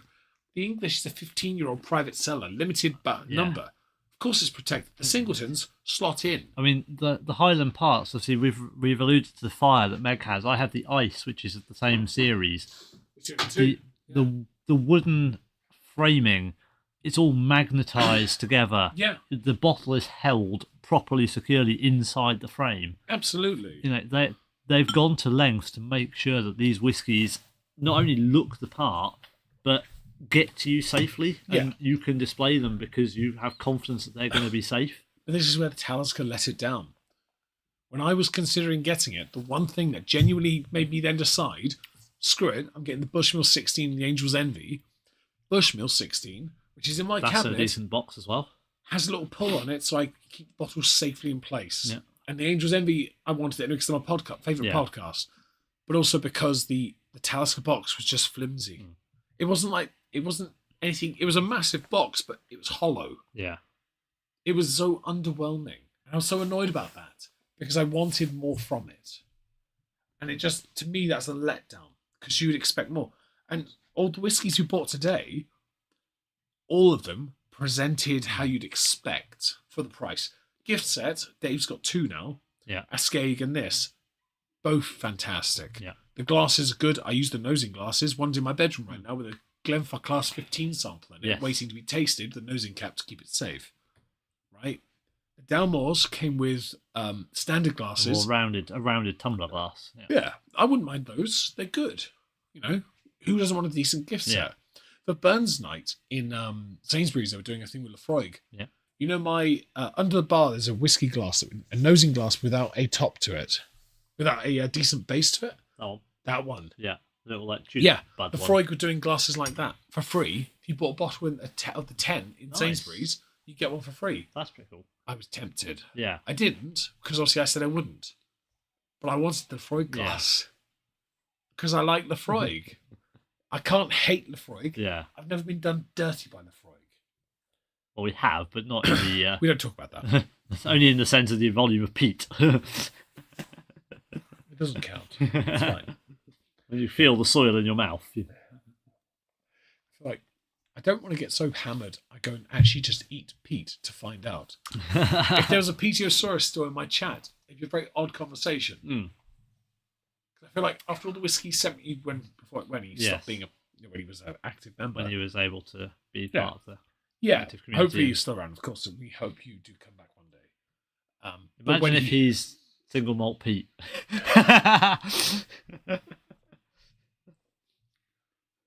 That's so strong. Oh. Yeah, I think we'll sleep well tonight. Oh, if we do have a hot chocolate later, it won't have the alcohol in it. No, I'm not sure we'll need the alcohol in it. No, it'd be a standard hot chocolate. No, that is delectable. It's delicious. The annoying thing is, at some point soon, it's going to have to be subjected. I know, but you don't have to do it. I almost don't. I almost think I should because I don't want you to have to. Well, we've been here for 2 hours and I don't know how long. Yes. 2 hours 39. We don't have, no offense to all you wonderful people, but there's 11 people watching. I mean, that's awesome, by the way. Don't forget to like the stream. Yes, please do like, please do share. Yeah, we're not going to shill coffee or anything because we don't care about that. We want you to enjoy what we're talking about. And obviously, we're going to mention now, Saturday will be a second stream. Glenmorangie Take 2, Folly a Deux Not Electric Boogaloo, because it triggers the owner. We're saving it for another stream. Don't you worry, I've got a plan. Another blind taste test for Dave. Uh-oh. Or what? No, I'm kidding. No. We've got some other things planned in the future. Also, on the 18th of February when you're here. Yeah, 18th. The 18th of February, we are going to be doing a Jura stream. Yes. Now, Dave will be bringing one bottle, I believe, the bourbon cask. Bourbon cask, and I can bring the original 10 if you want as well. The original Origin, bring that as well. Yeah. So I've got the standard 10. Yeah. You've got the new 10. I've got the OG 10. Yeah. Well, I say standard by now standards. Yeah. We can do that. But we have 3 streams this month. Yeah, that one is a bonus by dint of just me happening to be here for a night for other reasons. It will make up for the fact that in May there will likely not be one at all. No, May and June will be light. Yes. If to nothing, because I may not be here for either month. Nothing, so I can't just swing by yours. Possibly, yeah. Little flyby. Yeah. Do a stream at your place again. Who cares? Do Talisker. You never know. It could be done. In May, no, but in June. Anyway, yes, I'm having a little sip of this. Glorious this is, by the way. May I just take this opportunity to say thank you for picking this one? Because I didn't know what to go with. And while it was a punt on your part, you didn't choose wrong. No. So I don't feel bad sharing it. I was worried because I was like, I thought it'd be a really cool thing for you to have, but I was like, what if it sucks? Yeah. There was a little bit of me. I was pretty confident it'd be good, but it was a little bit of me that was like, could you imagine? What if? Could you imagine if you'd said, yes, but shit, and you meant it? I would be like, get the fuck out of my bar. Get out. You don't. So it's not like Gordon Ramsay, get out. Get out. Yeah. You don't belong behind that bar. No, I this mean, is no place for you. I would have been surprised if it had been bad. Yeah, no. To be fair, again, we've never been done dirty by the English. No. I have to not say it that way because you were right about the sherry cask lakes. Yeah. We do have an English whiskey stream in the future, by the way, a spiffing whiskey stream. Yes. This will get a feature, of course, but it will have to be the coup de grace. Yeah, this might be the end point. Strong. Yes. We have some whiskies for it. We'll have to get a few little samples, but we'll be fine. Yeah, no, this is delicious, and I'm really glad that it's worked out because I'm not going to buy another one of these. Hell, Dave's only got one bottle that is more expensive to buy more than mine. Yeah. None of my bottles are anywhere near. The only thing I have on him is, of the open bottles, I'm the only one with a 25 open. Yeah. And the a only one with 25. I don't own a 25. You don't own a 21, do you? No. I've got you on that as 18. well. I've got 18 and What 35. about 20? I've got the Mortlack, haven't I? And we had that the other day, didn't we? So when Dave got here, I was like, let's go to the bar. What do you want, Dave? And he's looking. I'm like, do you want me to make it easy for you? What Meg said was, I couldn't have anything on the second shelf, which was where the one I initially wanted was. That's the collectibles. So I was like, okay. What did you want? So I was looking at, what was I going to say? It wasn't the Pulsney, was it? Rosal. You looked at the Rosal. It was the Rosal. No, I was going to say, I was actually going to say the Mortlack 13. Yeah. So for those who don't know, my cabinet has 4 shelves. The second shelf is my collection. They are the unopened collectibles that are worth money. Dave knows this, and so he was being facetious. With the exception of the Norfolk popcorn, obviously. I'm not opening it. I'm not opening it. Yeah, collectible, but not necessarily worth. It tastes like bourbon. It tastes great. But no, it's my collection shelf. Okay, I'm very proud of it. The only things that are in there are my Nika 12s, right? Except for the one that's open at the top. Yeah. But anyway, Dave didn't know what to choose, so I said, right, I'll pick. I didn't know the floor was an option. It's because Dave's tunnel vision set in and he didn't notice them on the floor. So I went straight to the floor, picked up the Mortlack 20-year-old and opened that. And we sat down and had an absolutely splendid time drinking something that didn't taste as weak as the ABV says. It's an A-level, S-tier whiskey, quite frankly. I felt we need something above S tier at this point. Because I feel like the English Do we have an E tier for English? God tier. We need God tier. Yeah, God tier. There we go. English. So the English private select batch 15, whatever it is called, is And yes, now in Michael, the new God tier level. The investment shelf, because a few of mine are. I've got the entire collection, for example, of the Game of Thrones whiskies, Yes. except for the Johnny Walkers, but that's a separate trilogy. You don't I want have- them. Yeah, but it's open. True. But I don't have No. the trilogy unopened. They're all screw tops as well. I don't have those, but I have the from memory extended from the samples, at least one of them is not worth a cork. ice. Yeah. Too mild. Not like your ice, which is just cast strength and brutality, but in soft, subtle form. Brutality. Anyway, yeah, we could do a Highland Park stream of yours. We could, yeah. Oh, bring my fire. If you bring the fire, I've got ice 12. We'll and need the do that, fucking. yeah. The thing is, isn't it ironic that I bring the fire, but if we have your ice, we need actual ice to get the ice off our palate. Somewhat contradictory in name. Yeah. Anyway, yeah, no. Leona, if you're still here, please add a note, Highland Park stream. That'd be a banger. But yeah, we've got. I forgot what I was saying. No, anyway, the Modlac is God tier in S tier. We've got some at a God tier, I think. We'll have to sit down and go through it at some point. Tier list 2, Electric Boogaloo. Won't do as well for you. It did very well last time. We'll do it on Discord or something. Yeah. And for those who are curious, we are doing. Oh, hello, Swan. Don't mind how much. Trying to tell others about the stream. Tell everyone. Yes, we don't mind. please do. Please share. Everywhere. We're just boomers and millennials. We're just two people that met at uni and decided we like whiskey and have decided to. We're two dickheads, but yes. Yeah. We're pretentious dickheads who've decided that, whiskey is our thing and we're going to just chat shit about To it be all fair, night. it is our thing because we don't have anyone else. Who do you have that does this? Yeah, no one. My dad likes a few, but he's obviously does it old fashioned. And your dad does my it. dad started to like more as I bought him Yeah. some, and he does drink it neat. But it's a thing of but he does, only who drink can what you I just buy. sit there and talk about it? On the server, there's people. Yeah, But we don't have anyone else. yeah. Like, Friend of the family will do it. Banny If and I Christopher did this people with a friend of the family, my brother-in-law, yeah. if I do it with my brother-in-law, what would he do if I put a glass down in front of him? Cry probably because he wouldn't No. dare drink it. No. He'd do something else. He would literally YOLO swag fam that. He does it every time. That's not a criticism. No, I was thinking more friend of the family. I think Oh, no, for no, value, brother-in-law. YOLO swag fan friend of the family. I don't think the brother-in-law would dare touch that. No. For the value. If I put that in front of brother, please be careful, David. Sorry. If I put that in front of When he- brother-in-law would shoot it unintentionally because he just does it from muscle memory. Friend of the family, if I told him, yeah, he'd hold back. Yeah.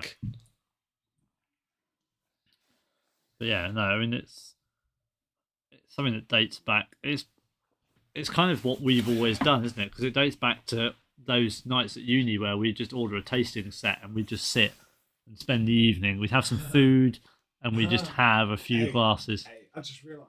No, I've just realised. Right, this was first put into cask in July 2007. Do you know what I did in July 2007? I moved into Ivory Road. You did. I About had 2 just. months before you met me. Well, I met you in October.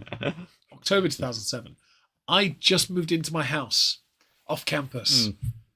That's a good time. I loved it there. I didn't want to leave that house. Yeah, you lived like that house, yeah.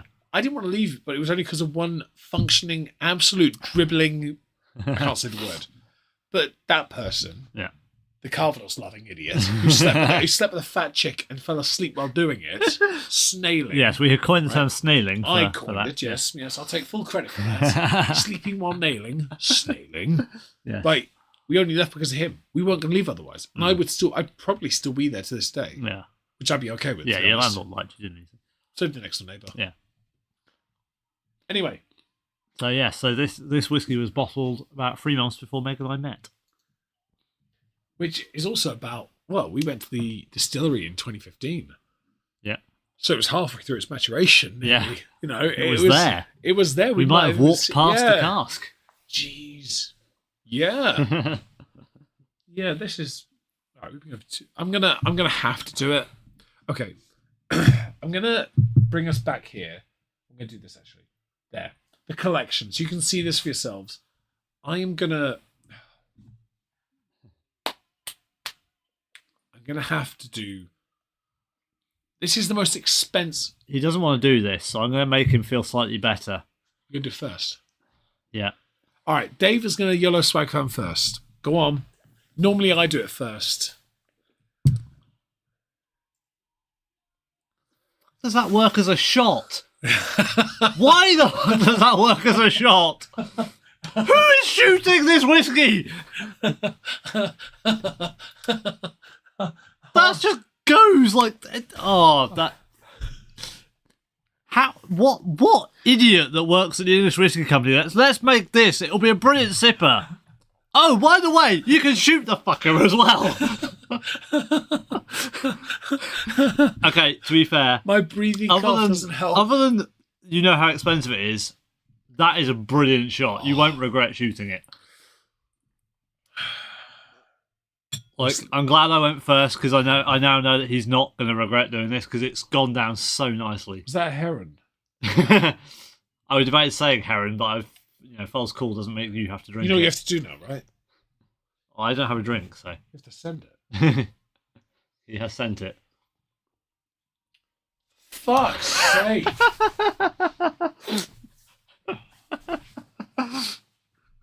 This is now really bad because what's just happened is he's realised that a £300+ whiskey is really, really good to shoot, very easy to drink, and could very easily just be gone. Yeah, I'll have a bottle. Where's my bottle gone? Fuck. If I had like 3-4 shots of that, I'd be done. It's also very strong, but it's not overpowering, despite the strength. That's just fruity. Yeah, A little bit of ginger, a little bit on the end. yeah. But that's so good. Oh, that pisses me off so much. Worryingly, that would go well on hot chocolate as well. That would be like the world's most expensive hot I'd rather chocolate. 6 Norfolk Knock. Yeah. That pisses me off because it's so nice. Like, legitimately, I've not got one wrong. Okay. And the only good thing in this is your selection, this one, is arguably the best one. Genuinely, I think this is on its own in God tier. I don't think we've ever had a whiskey this good. I don't know. The, I think Highland Park Fire might be up there. I think you're... did we shoot it though? What, fire? No, we never see a swag from that. I We think may have to when we do this is Highland the Park only stream. one that we can drink and shoot, and it is amazing. I think this is in a tier on its own at the minute. It fucks me off because I didn't want it to be... I don't want it to be that good. Meg has now discovered that he's now bought something that's too good.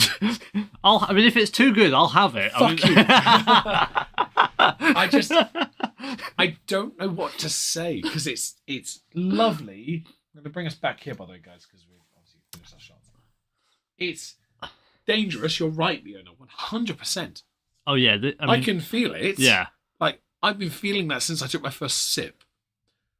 But that annoys me because all of them have been good in their own way, but the flavour profile has been so...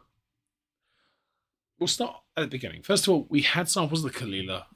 yeah. We know that has to sit up there. I think it's an equal because it's a very different type. Honestly, I don't. I Think it's it's very hard to say it is. I don't think we could shoot the Kalila. I don't. We had such a small amount. I don't think we could shoot the Kalila.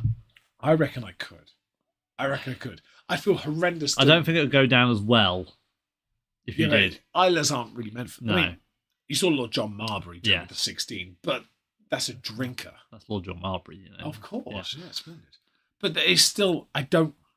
Oh, it's so irritating. I honestly, of all the whiskies we've had, I mean, I know I like blue and that, but I don't think anything we've had. Can't shoot blue. I can't. don't think anything we've had comes close to this. That's so annoying because it shouldn't be that good. Although, saying that, I have shot one that might come close. And we both have it. Which one are you going for? Because now I'm confused. He's gone to the third shelf. I mean, yeah. Now you're thinking. Silk and yeah. Okay, for those who don't know, I pulled out briefly my Singleton Diageo Special Release 2023, the silken gown finished in Chardonnay du Bourgogne cask, white wine cask finish, 14-year-old. We both own it. Yeah.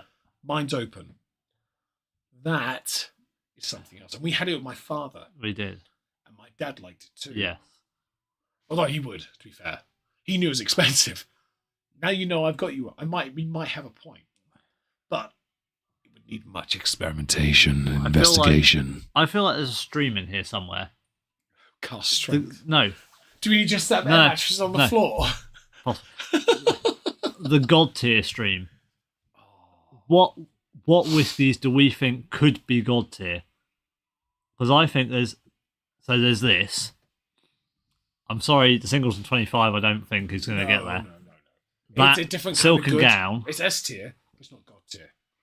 Silk and Gown, I think. I'd be tempted to give the Rosal a go against it.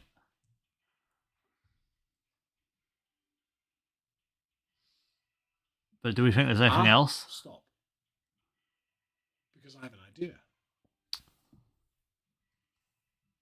Hi. Unless I can get a sample of Hibiki 12 or Hibiki 7. Stop. Wait, Stop. I have a sample of Hibiki 17. But I have something better. You have a task over there. I have a sample of Rosal 12 too. You do. And we have extra glasses. So for this to make sense, it was mentioned earlier, the Tale of Three Rosals will become a thing, but because I've been trying to get one since middle of last year, I finally have a Rosal, which I wasn't intending to buy, but Meg found, and I could bought. wash that. I could have. Yeah, he told me about it, I bought it, and he did look again, it had gone out of stock. True, but I didn't go to buy it again. No, I went to check. We'll go into the full story later, another day. But Rosal is It's got to be. It's pushing God tier. Well, let's find out. No. Let's not find out. Clean the Palate cleanse first. That's not got anything in it though. It had something in it. Mine's already got water. Yeah, in, mine was already cleaned. Okay. I now just need to pee. Cheers. We're Okay, both in first that success. position. We're just What gonna... I've done is I've just given an idea to finish the stream. A little snifter. Because this could technically class as a January treat because I did buy it in January. It's a bottle I wanted. Dave's going to have to be a bit lean for the next couple of months. Yeah. Because this blew his budget because it was found, and it was because it was so hard to find that it had to be purchased knowing that he will not be able to buy anything until August. So let's have a glass of the Jura 7 wood. If that's Jura 7, you've done me dirty. I am literally going to throw this bar into your head. I'm the only person strong enough to actually do Genuinely, it. I just didn't change the label. I'm not even joking. I'll let you sniff it to confirm that it's not a Jura. He's smiled and he's licked. It is not a Jura. That's definitely not a Jura. That's definitely not a Jura. All right, give me half a sample because I can't do a full. Yeah, there's a line I can kind of see it on the jigger. Yeah. All right. For this to make sense, Rosal was rated low by others, and we disagree. Yeah, make sure there's no water in there, buddy. Send that water. Yeah. Like, we know they're talking still out leaves you a of good their proportion. rather loose bottoms. We know this is God tier. 7 CL. So this is the Origami Kite. This is the Rosal 12-year-old, first release from the distillery. We don't have it in the picture form. Sorry, folks. It says on the bottle, the horizon dissolves into a rich palette of deep burgundy as shades of dark plum. Against this swirling backdrop of stunning colours, an elegant kite twists and turns on its magical way. Built on centuries of a craft that pairs wonder and simplicity, these immaculate folds of delicate paper ride the wind towards the clouds. Paper, wood, string, and a touch of alchemy sends the kite maker's creations soaring. At Rosal Distillery, our malt master creates a stunning single malt that soars with profound flavours of blah blah blah ex-bourbon refill, blah blah. Point is, where's the standard? Because this is something else. Yeah. Rosal don't do a standard. They've Yet. just started doing whiskey, and this is what they've released. They've been sitting on it for 12 years. Yeah. They've just gone like, yeah, we're gonna hold off on this till 2023 when it releases a Diageo special release because First fill ex-bourbon and refill casks. This is 56.5, so it's 1% less than the other, which is 57.6. Yeah. Ish.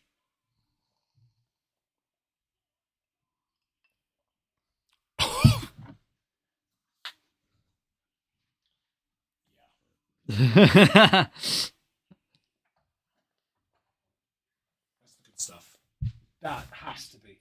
I'm sorry, I'm right. You know I'm right. Okay, yeah. There might be a contender.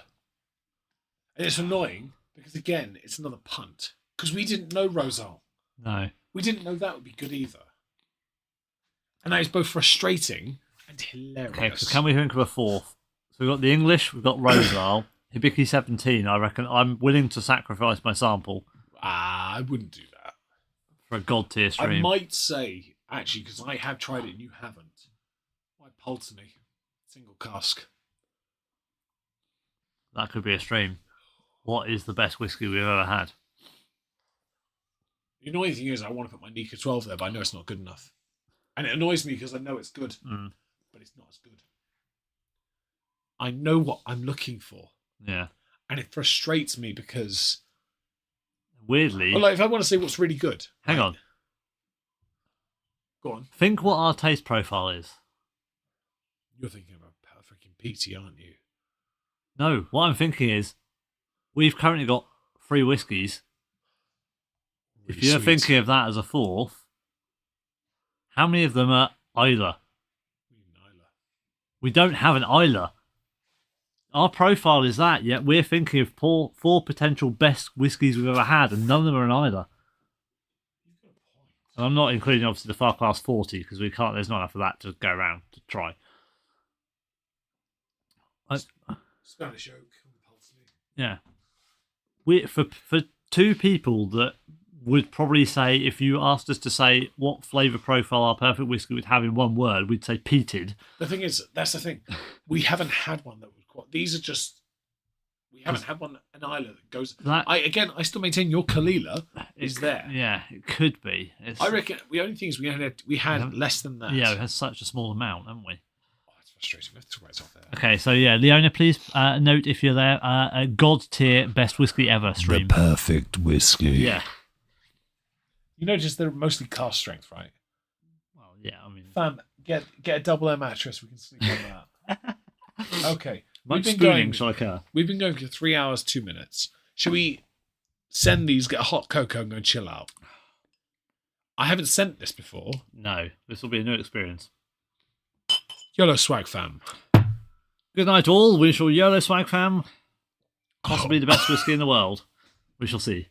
That we've ever had anyway. Meg has just had a small failure of body. Yeah. Um, I'm going to end here, folks, while Dave sends it. Thank you all for joining us. We'll be back here. Okay. Yeah. Ooh, that hits. Yeah, you get it. We'll be back here Saturday, folks. Say goodnight, Dave. Good night, Dave. Good night, Dave. Good night all. Thank you.